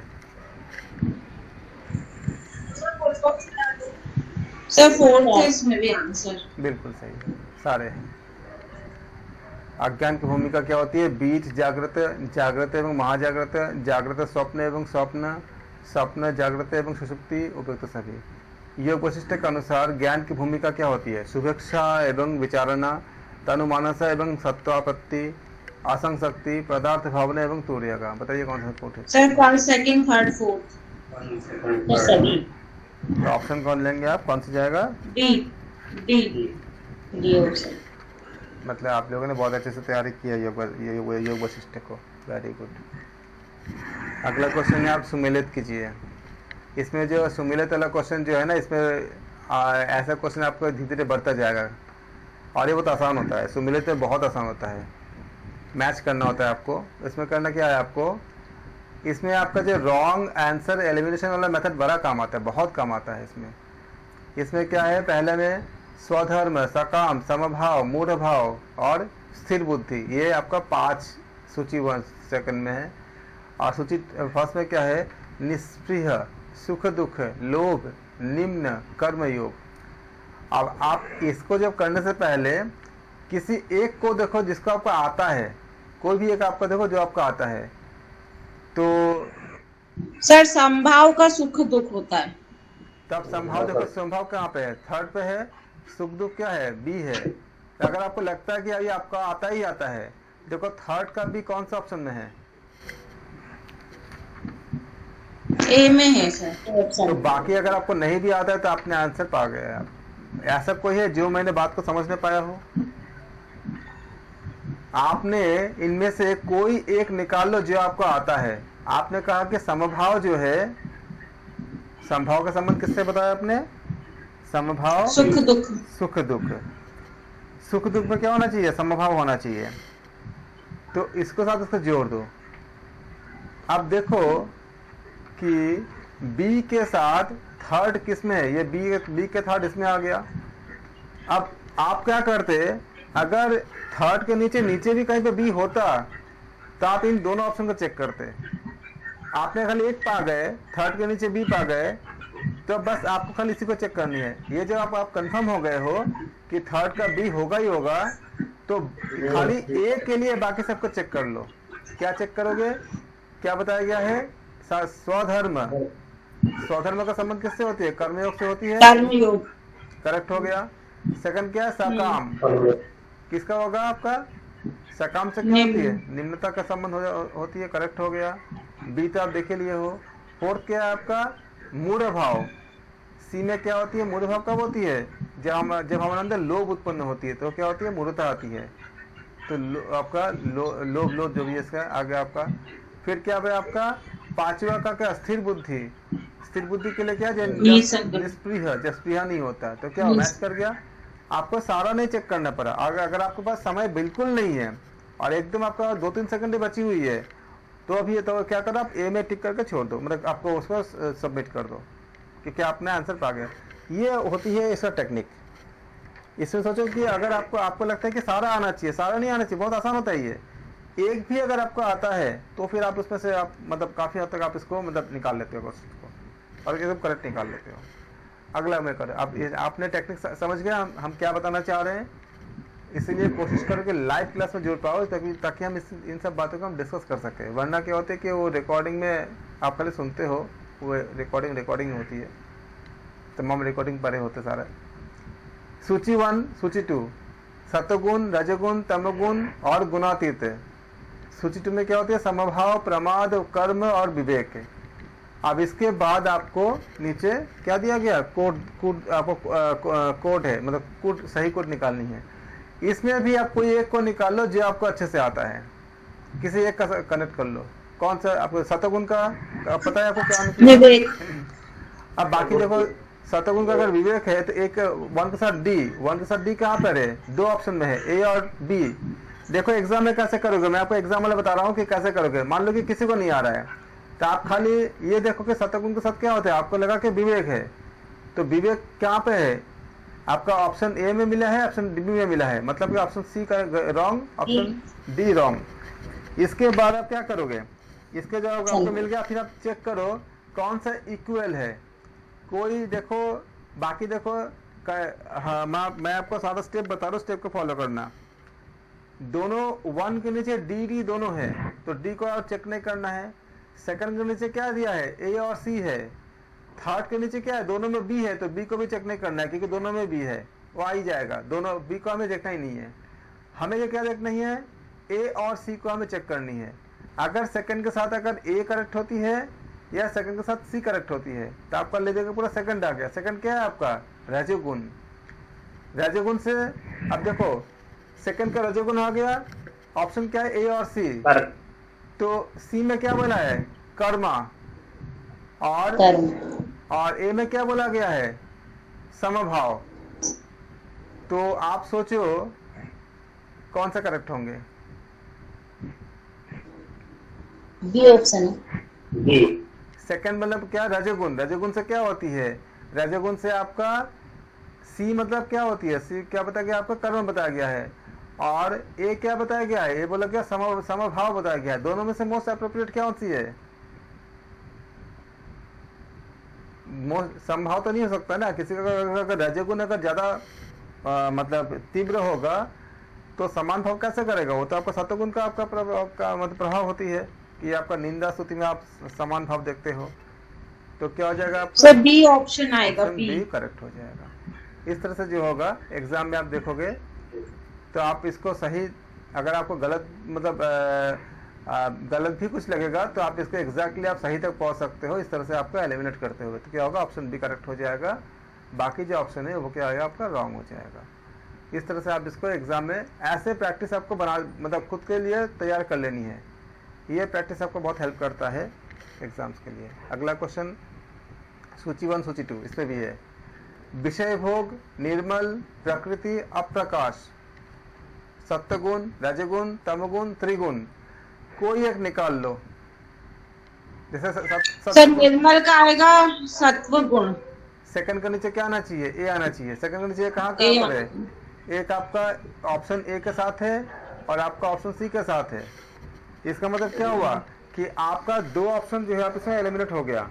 दोनों ऑप्शन जो है आपका एलिमिनेट क्या हो गया? Option B eliminate, option D eliminate. देखो तुरंत मिल गया आपको। सर प्रकृति त्रिगुण आएगी। त्रिगुण। थर्ड का डी। तो थर्ड का डी कहाँ पर है? आप देखो थर्ड का डी अगर चेक करना चाहोगे, कौन से ऑप्शन के साथ है? सी के साथ। तो क्या हो जाएगा? ए और सी में एक आपको चेक करनी है, तो क्या हो जाएगा? आपका सी करेक्ट हो गया। अब इसके बाद आप क्या करो? सी के लिए बाकी सबका एक बार मिला लो। अगर आपके पास समय होता है तो आप क्या करो? सी को बाकी का चेक कर लो एक बार, जितने भी है। एक के साथ 1 के साथ बी। 1 क्या है आपका? विषय भोग। विषय भोग क्या दिया है आपका? रजोगुण। 1 के साथ बी मैच कर गया कि रजोगुण होती तो हमें क्या होती है? विषय भोग हमें अच्छा लगता है। फिर क्या आपका सेकंड क्या है आपका? सेकंड बोला निर्मल। सब क्या दिया है? ए क्या होती है? सतगुण से। तो निर्मल किससे बनती है? सतगुण से। करेक्ट हो गया। फिर क्या आपका थर्ड? क्या आपका थर्ड में डी है? प्रकृति। तो थर्ड में क्या है? प्रकृति। प्रकृति कैसे होती है? त्रिगुणात्मक होती है। त्रिगुणात्मक। और फोर्थ में क्या है? सी है। फोर्थ क्या है? अप्रकाश। सी क्या है? तमोगुण। तमोगुण से क्या होती है? अंधेरा की तरफ जाते हैं, अप्रकाश होती है, तो क्या हो जाएगा, इससे आपने बाकी चारों को आपने मैच कर लिया। अगर टाइम रहता तो मैच कर लो, नहीं रहता तो बस उसी को आप टिक कर दो। और इससे क्या होता है कि आपको नॉलेज अगर चाहे पूरा हो या ना हो, आप करेक्ट आंसर तक पहुंच जाते हो। अगला, और ऐसे क्वेश्चन की मात्रा बढ़ रही, मतलब इस बार भी बढ़ा हुआ है। और जो मेरे इस बार जो बच्चे जो सारे आपका CUET का जो एग्ज़ाम दे रहे हैं, जिस वजह से मैं 2-3 दिन क्लास नहीं ले पाया था, उनका एग्ज़ाम्स में सब मुझे इन्वॉल्व, मतलब बहुत ज़्यादा मुझे उनका एसेस करना पड़ रहा था। तो उनके भी पेपर में भी जो है वो इस तरह के आपका ऐसे मैच करना और लॉजिकल क्वेश्चन बहुत ज़्यादा पूछे गए थे, और आपके पेपर में भी बहुत ज़्यादा पूछे के जाने के चांसेस है, इसलिए आप इसको ऐसे अच्छे से प्रैक्टिस करना। यहाँ पे देखो सूची 1 सूची 2, संज्ञान, अज्ञान, विज्ञान, प्रज्ञान, तत्काल जानने की शक्ति, विभिन्न रूप में जानने की शक्ति, आज्ञा करने की शक्ति, सम्यक ज्ञान की शक्ति। अब आप इसमें से कोई एक को मैच कराओ जो आपको आती है।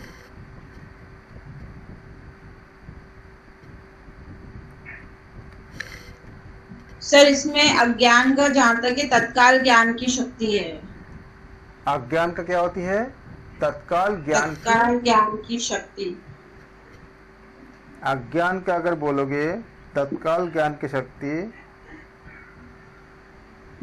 सर पता नहीं। अज्ञान से आपको तत्काल ज्ञान कैसे हो सकता है? अगर आपको किसी का अज्ञान होगा तब उसका तत्काल ज्ञान कैसे होगा? अज्ञान मतलब क्या होती है? प्रज्ञान से होती है, प्रज्ञान से तत्काल जानने की शक्ति होती है। अज्ञान तो अज्ञानता हो गया ना, तो 1 के साथ क्या हो जाएगा? डी हो जाएगा। तो 1 के साथ डी किसमें है? 2 जगह है, 2 ऑप्शन हो गए, ए और डी, तो बी कट गया, सी कट गया। आप देखो कौन सी आपको चेक करनी है। आपको चेक करनी है आपका जो पहला है उसके साथ ए, सेकंड के साथ ए है या सेकंड के साथ सी है। सेकंड देख लो क्या अज्ञान है, और अज्ञान के साथ क्या क्या दिया गया है आपका? ए में दिया गया तत्काल जानने की शक्ति, तो खत्म हो गया, होगा नहीं इसमें, क्योंकि उसके साथ आपको मैच कर गया उसका प्रज्ञान का। तो क्या बचा आपका? ये भी खत्म हो गया, डी ए भी खत्म हो गया, क्योंकि सेकंड में तो क्या बोला गया? अज्ञान।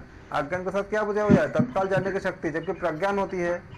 तो क्या हुआ आपका? ए भी खत्म हो गया, तो क्या बचा आपके पास? लास्ट में डी बचा, डी। इस तरह से क्या किया आपने? अगर आपको सारा नहीं आता है तो भी आपने एक से आपने आंसर निकाल लिया। लेकिन अगर आपको देखो, मैंने इस नॉलेज का उपयोग नहीं किया कि सारे हमको आता है कि नहीं आता है, सारे किसी को आता है कि नहीं आता है। हमने इस टेक्निक का उपयोग किया कि अगर आपको खाली एक से आता है तो आप आंसर तक कैसे पहुंचते हो। अब इसके बाद मैं आपको सारा मैच कर देता हूँ। डी के साथ फर्स्ट, क्योंकि क्या होता है आपका? डी क्या बोला गया है?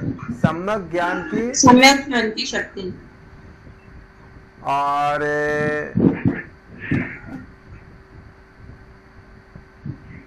सम्यक ज्ञान की शक्ति किससे आती है आपका? संज्ञान से आती है। संज्ञान जो होती है उससे क्या होती है? संज्ञान जो होती है एक्चुअली इससे क्या होता है? सारे ज्ञान की प्राप्ति हो जाती है, सम्यक ज्ञान की शक्ति होती है। सेकंड क्या आपका? अज्ञान। अज्ञान से क्या होती है आपको? आज्ञा करने की आप एक शक्ति। कमांड देते हो किसी को, मतलब आदेश करते हो, तो ये अहंकार की भावना आती है, तो ये आपका आज्ञा करने की शक्ति से मैच कर जाता है ये। फिर आपका आता है थर्ड में क्या बोला है? विज्ञान। तो विज्ञान के साथ क्या होती है? सब कुछ जानने की शक्ति होती है अलग अलग तरह से, जैसे हम विज्ञान से नहीं जानते हैं, तो विभिन्न रूप को जानने की शक्ति।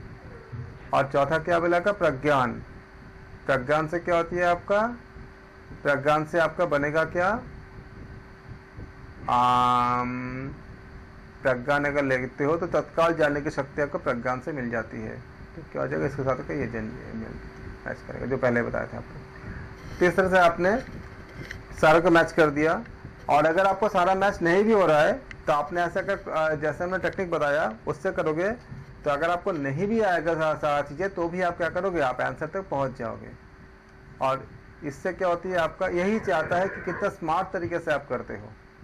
भले ही आपको एकदम एग्जैक्टली अगर नहीं भी पता होता है तो भी आप पहुंच सकते हो एग्जैक्टली, मतलब आंसर तक पूरा। अगला क्वेश्चन सूची 1 सूची 2, मेधा, दृष्टि, धृति, मति और मनीषा, मनन शक्ति, बुद्धि, धैर्य, दर्शन शक्ति, धारण शक्ति। चलो किसी एक को मैच कराओ जो आपको आता है।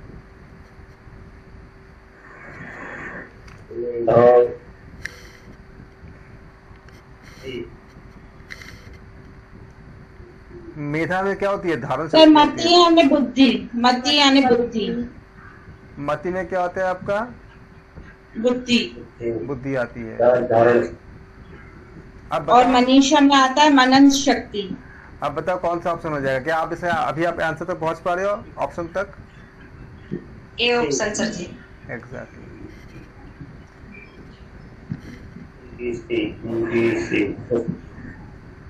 ए के नीचे 1 के साथ ई खाली 2 ही जगह है, ए और ई में है, ए और सी में है, बाकी तो कट ही गया बी और डी।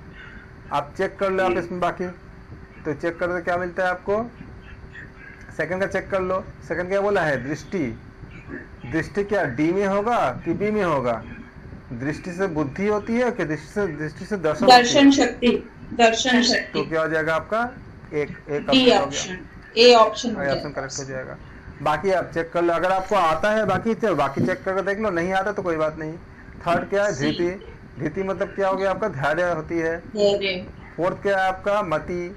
मति मतलब क्या होती है आपका? बुद्धि। रीति बोलते ना, रीतिमती बोलते ना, तो मति मतलब बुद्धि बोलते ना कि इसका मति मारी गई। मति मतलब क्या? बुद्धि होती है, अगर जैसा ऐसा नॉर्मली जो बोलते हैं तो मति मतलब बुद्धि। फिर क्या होती है आपका? मनीषा।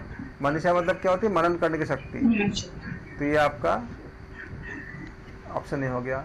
इनकेस अगर नहीं भी आता है तो भी आपका हो जाएगा पूरा।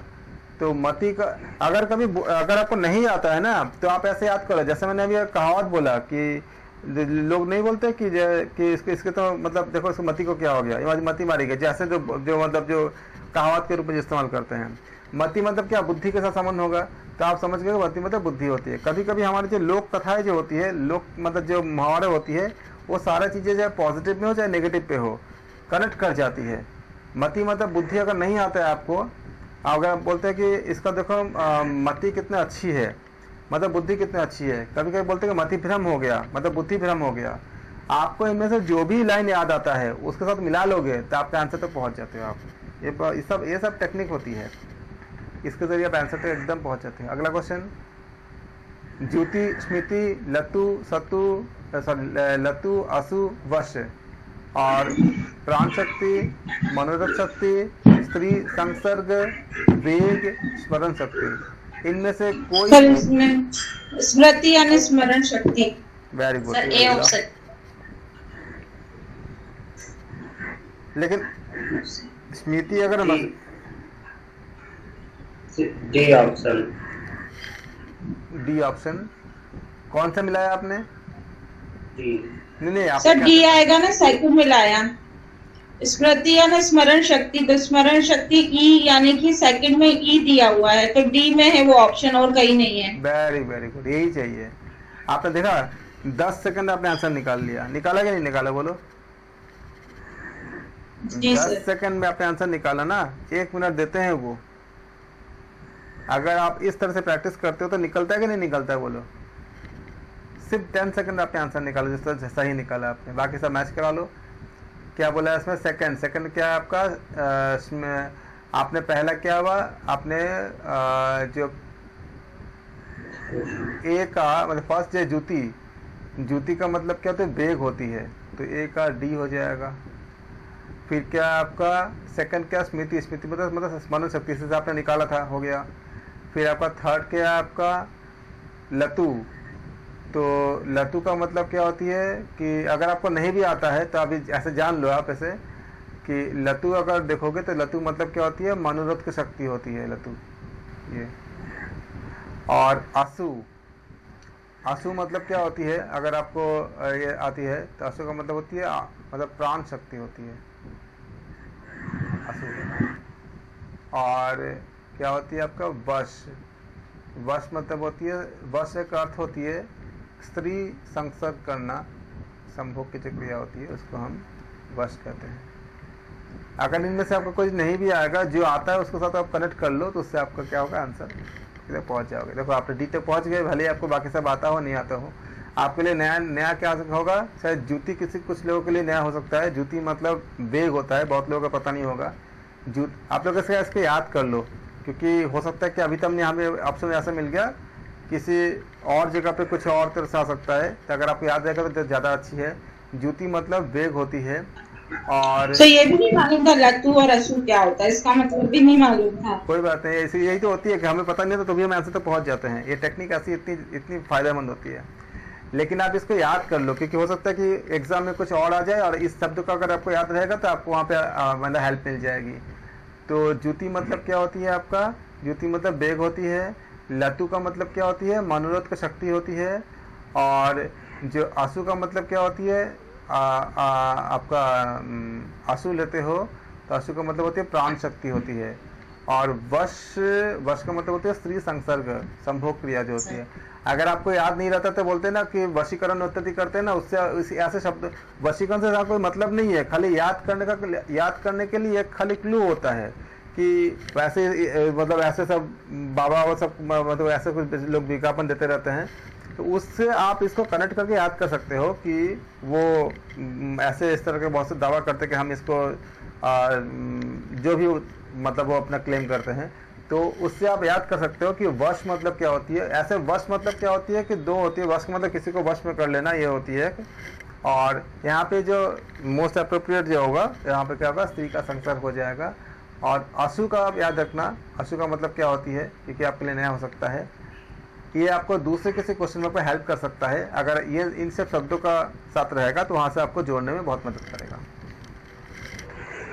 अगला क्वेश्चन, अन्नमय, प्राणमय, मनोमय, विज्ञानमय, आनंदमय। और सूची सेकंड क्या है? जीवनी शक्ति, विचार, सबसे भीतर, स्थूल और भावना। किसी एक को कनेक्ट करो जो आपको आता है। सर अन्नमय स्थूल से आएगा। प्राण में जी नहीं सकते। तो आपके अन्न में क्या स्थूल से आ गया? तो 1 के साथ क्या डी आना चाहिए। 1 का डी कहाँ पर है?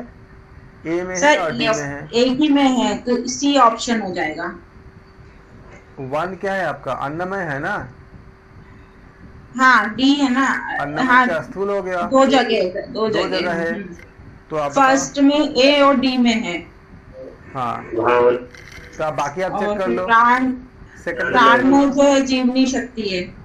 तो जीवन शक्ति मतलब क्या हो जाएगा? सेकंड का ए तो क्या ए ऑप्शन हो जाएगा सर। A option. देखा, 10 से 12 सेकंड लगे, वो भी हम चर्चा कर रहे थे तब। अगर आपको प्रैक्टिस हो जाएगा तो 10 सेकंड से भी कम में आंसर निकलता है, आंसर निकल जाती है। हम जब आपका जब ग्रुप पे लिखते हैं तो बहुत लोगों को लगता है कि इतने कम में कैसे हो सकता है। हम बोलते ना कभी कभी कि हम लेस देन, हम जब वीडियो डालते हैं तो उसमें लिख देते हैं कि लेस देन 20 सेकंड ऐसे लिख देते हैं। हम फर्स्ट पेपर का जो क्वेश्चंस कराते हैं उसमें जितने मैथमेटिकल क्वेश्चंस होते हैं उसका ऐसे ऐसे ट्रिक्स होते हैं, उस ट्रिक्स से आप 20 सेकंड से भी कम टाइम में आंसर निकाल लेते हो। जैसे यूनिट 5, यूनिट 6, यूनिट 7 का लोगों को लगता है कि कैसे निकलती है। देखो निकलती है कि नहीं निकलती, आप खुद ही निकाल लो। Less than 10 seconds. सर यहाँ देखिए ना, मिलाइए ना, इधर 5th में भी ए दिया है, 2nd में भी ए दिया है, यहाँ पर थोड़ा सा कंफ्यूजन है। नहीं, आप बाकी मिलाओ ना। ए सेकंड का मिलाओ। सेकंड में क्या है? सेकंड में नीचे ए है ना, और कहाँ पे बोलो? हाँ 5th में भी ए दिया है, आनंदमय में भी ए दिया है। तो आप इधर 5th देखिए। आनंद लास्ट में मैं ये बता रहा हूँ आपका। सेकंड क्या बोला है? प्राण में। तो प्राण आपका जो ये आनंद में प्राण होता है कि जीवनी शक्ति क्या होती है? प्राणायाम करते हो ना, प्राणायाम से क्या मिलती है आपको? नहीं सर, ए ऑप्शन में जैसे सेकंड में भी ए दे दिया और लास्ट में भी ए दे दिया। अच्छा ये बता रही है पार्ट। हाँ जी सर, ये बोल रहे हैं। हाँ जी, 5th में भी ए दिया है। हाँ तो 5th में सी आएगा यहाँ पे। हाँ ये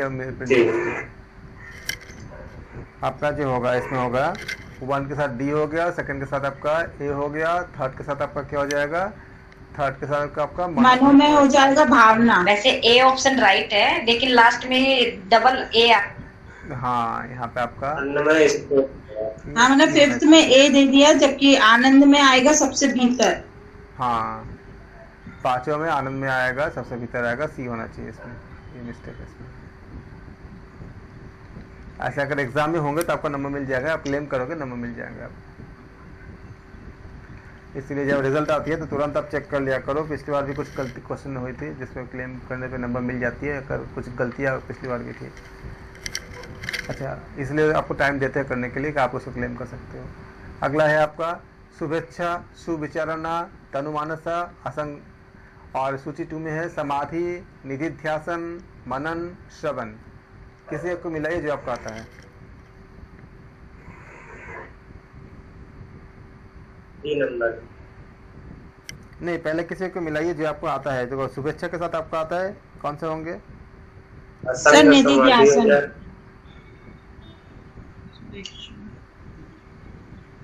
शुभेच्छा। विचारणा से मिला लो। मनन। विचारणा क्या होती है आपका? विचार करते हैं ना, किसे कैसे विचार करते हैं? मनन करना। हाँ, तो बोलो ऑप्शन कौन से होंगे? शुभेच्छा, श्रवण, विचारणा, मनन। अगर आपने एक चीज पा लिया ना, देखो ना, सेकंड चेक करो ना। सेकंड क्या बोला? Option B. विचारणा। बस हो गया ऑप्शन बी। सेकंड क्या है? विचारणा होती है। विचारणा किसमें होती है? किसके साथ? उसका मनन के साथ होगा। तो मनन के साथ विचारणा, सेकंड के साथ सी। कहाँ पर है? कल एक ही जगह पर है, बी के साथ है खाली। ये आपका 1 का डी। 1 क्या आपका? शुभेच्छा। और सेकंड क्या आपका? विचारणा। विचारणा के साथ क्या हो जाएगा आपका? मनन हो जाएगा। थर्ड क्या होगा? तनुमानसा। थर्ड के साथ क्या हो जाएगा आपका? निधिध्यासन हो जाएगा। फिर आपका फोर्थ के साथ क्या हो जाएगा? सी। फोर्थ क्या आपका? असंग। असंग मतलब क्या हो जाता है आपका? जो असंग करते हो तो आपका फोर्थ के साथ सी नहीं होगा। फोर्थ के साथ क्या हो जाएगा? समाधि। असंग करने से क्या होती है? समाधि बन जाती है आपको। तो कहाँ दिया है आपका? ऑप्शन बी में दिया है। तो इस तरह से क्या होगा आपका? ऑप्शन बी करेक्ट हो जाएगा। तो इस तरह से क्या करते हैं हम देखते हैं कि अगर आपको बाकी अगर आपको आ जाता है, आप तो मिला ही लोगे बाद में। कोई अगर नहीं भी आ रहा है तो भी आपका आंसर क्या हो जाएगा? आपका करेक्ट तक आप पहुँच जाते हो। तो यहाँ पे हमने करीब मतलब बहुत ज़्यादा मात्रा में हमने, ये शायद हमारा 6 पार्ट है इसके वीडियो के, जिसमें हमने उपनिषद, योग वशिष्ठ, भगवत गीता, सेकंड पार्ट आपका सेकंड यूनिट के जितने आपका 10 उपनिषद थे, ये सारे हमने कवर किए हैं। अब हम हठयोग के कुछ क्वेश्चन हम कोशिश करेंगे। योग बीज नामक ग्रंथ के रचयिता कौन है? बताइए।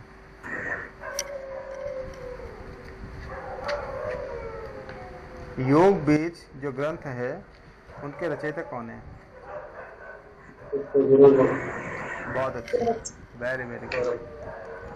अगला क्वेश्चन, योग बीज के अनुसार आदिनाथ सृष्टि के उत्पत्ति करता है, स्थिति करता है, संहार करता है, उपयुक्त सभी?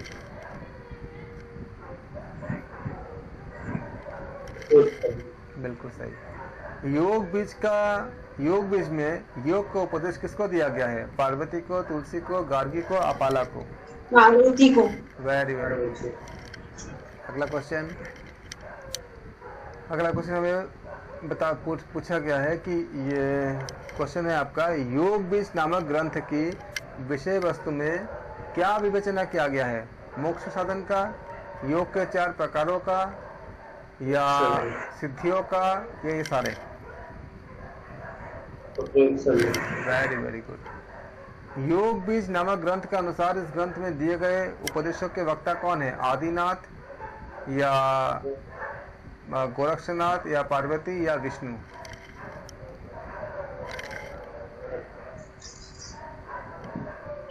आदिनाथ।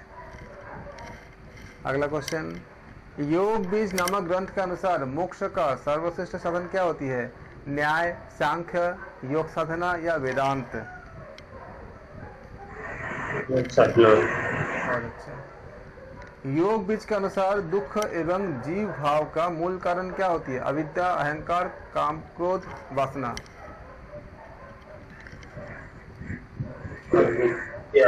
अविद्या। अगला क्वेश्चन, योग बीज के अनुसार जीव का घट रूपी शरीर परिपक्व होता है किसमें? सांख्य से, व्याकरण से, योग साधना से, उपदेश सुनने से?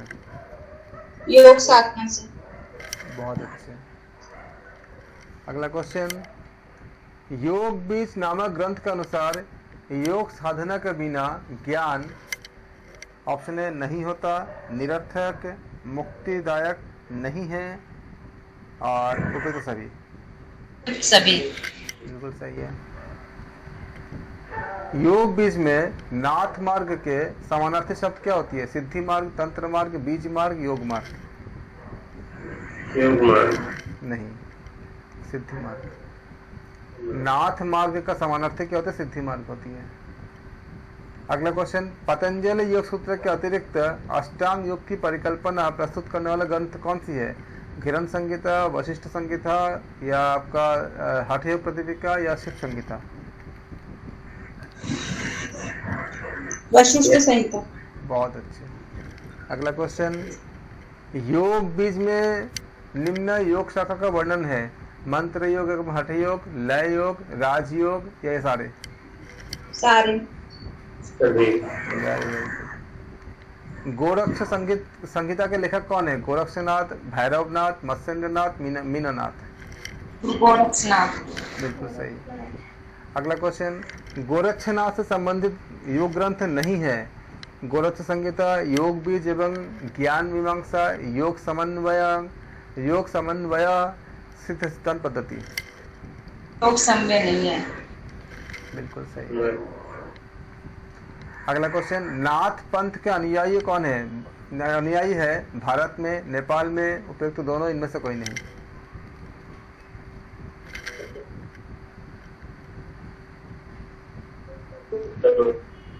कौन सा?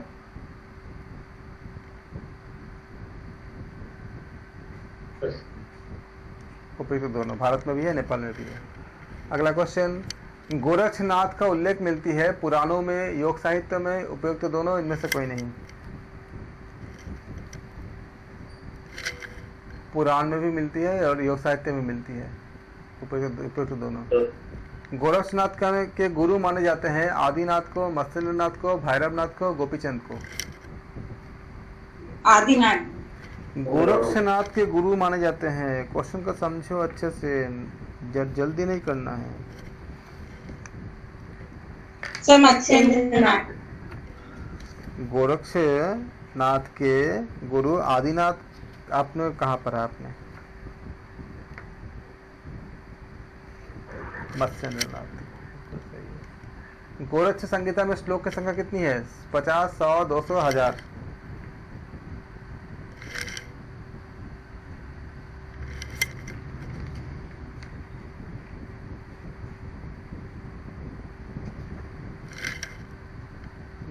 सर नहीं पता, आप बता दीजिए। 200। गोरक्ष संहिता में श्लोक की संख्या कितनी है? 200 है। अगला क्वेश्चन, गोरक्ष संहिता में वर्णन क्या है? प्राण मुद्रा का, प्राणायाम का, अल्पाहारी का, उपयुक्त सभी? सभी। बिल्कुल सही है। गोरक्ष पद का उल्लेख प्राप्त होता है कहाँ पे? अथर्ववेद पे, शिव पुराण पे, केदार खंड में, उपयुक्त सभी?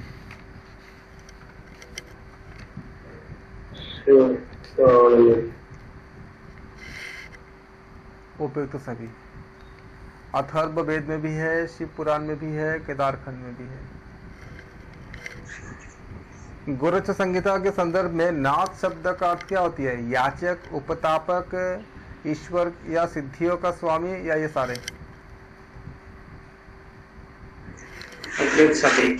Very good. तो यहाँ तक हमने किया। आज हमने हठ योग के ग्रंथ को हमने आरंभ कर दिया। अगले क्लास में हम हठ योग के और विस्तार से करेंगे और आप लोग अच्छे से तैयारी करें। 8 ग्रंथ है, 8 को रिवीजन कर ले। और कल हो सकता है कि हम बहुत लंबे क्लास करेंगे, मैं आपको मैसेज डाल दूंगा।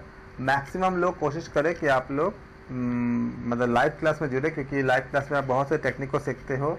ये टेक्निक आपको बहुत हेल्प करेगा और आपको खुद आप इसमें इन्वॉल्व हो पाते हो।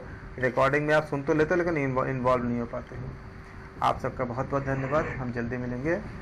हम हठ योग के ग्रंथ हैं और दूसरे और सारे MCQs के साथ जितने यूनिट है, मैक्सिमम यूनिट की हम कोशिश करेंगे कि हम कवर अप कर पाए, क्योंकि हमारा बैच एक्चुअली दिसंबर का बैच है, ये जून का बैच नहीं है। लेकिन फिर भी आपका जून के एग्ज़ाम है, उसका हम असिस्ट करने की कोशिश कर रहे हैं कि मैक्सिमम हम आपको असिस्ट कर लें। आधे तो करीब हो ही, आधे से ज़्यादा तो हो ही गई है, क्योंकि हम योग दर्शन कर चुके हैं, उपनिषद का 2nd यूनिट हम कर चुके हैं और भगवद गीता इत्यादि कर चुके हैं। अभी हम 8 ग्रंथ 8 आपका जो है इसको पूरा करेंगे, तो होपफुली कि आपका काफ़ी हद तक आपका हो जाए। अगर इतना कर लेते हो तो आपका, अगर आप बोध मतलब एक पैसेज में आपको 10 क्वेश्चन पूछे जाएंगे, तो उसको तो खाली प्रैक्टिस करनी है। जो आपका जो पैसेज में आपका एक पैराग्राफ दी जाएगी, उसमें से 10 क्वेश्चन पूछे जाएंगे। और बाकी जो आपका हठयोग योग दर्शन और उपनिषद और ये हमने जो हठयोग के जो 8 ग्रंथ है, इनको अगर आप अच्छे से कर लेते हो तो आपका करीब करीब 45 क्वेश्चंस के आसपास मिल जाते हैं। 40 से 45 क्वेश्चन बन जाते हैं आपसे, और 10 क्वेश्चन आपका बोध का बन जाएगा पैराग्राफ से, तो आपका 55 क्वेश्चंस आपका करीब करीब आपका बन जाती है। इतनी अगर बनता है तो सोचो कि 100 में से 55, 100 में अगर आप 90 भी अगर करेक्ट करते हो सेकंड पेपर में, और पहले पेपर में अगर आप 25 भी अगर आप आधा खाली करेक्ट कर लो तो आपका होने का चांस बहुत ज़्यादा बढ़ जाती है, क्योंकि 115 क्वेश्चन हो जाएंगे, उसमें आपको हो जाती है लगभग जितने आपको कट ऑफ जाती है। अभी तक ऐसा कोई रूल नहीं है, लेकिन जो कट ऑफ जाती है उसके अकॉर्डिंग देखा हमने, अगर किसी का अगर 150 में से अगर 115 क्वेश्चन करेक्ट हो जाते हैं तो होने का चांस बहुत ज़्यादा हो जाती है जनरल के में ही। आप अगर आप किसी दूसरे किसी ग्रुप में आते हैं तब तो आपको होने का चांस और ज़्यादा बढ़ जाती है। आप सबका धन्यवाद, हम कल मिलेंगे। Thank you so much. Doctor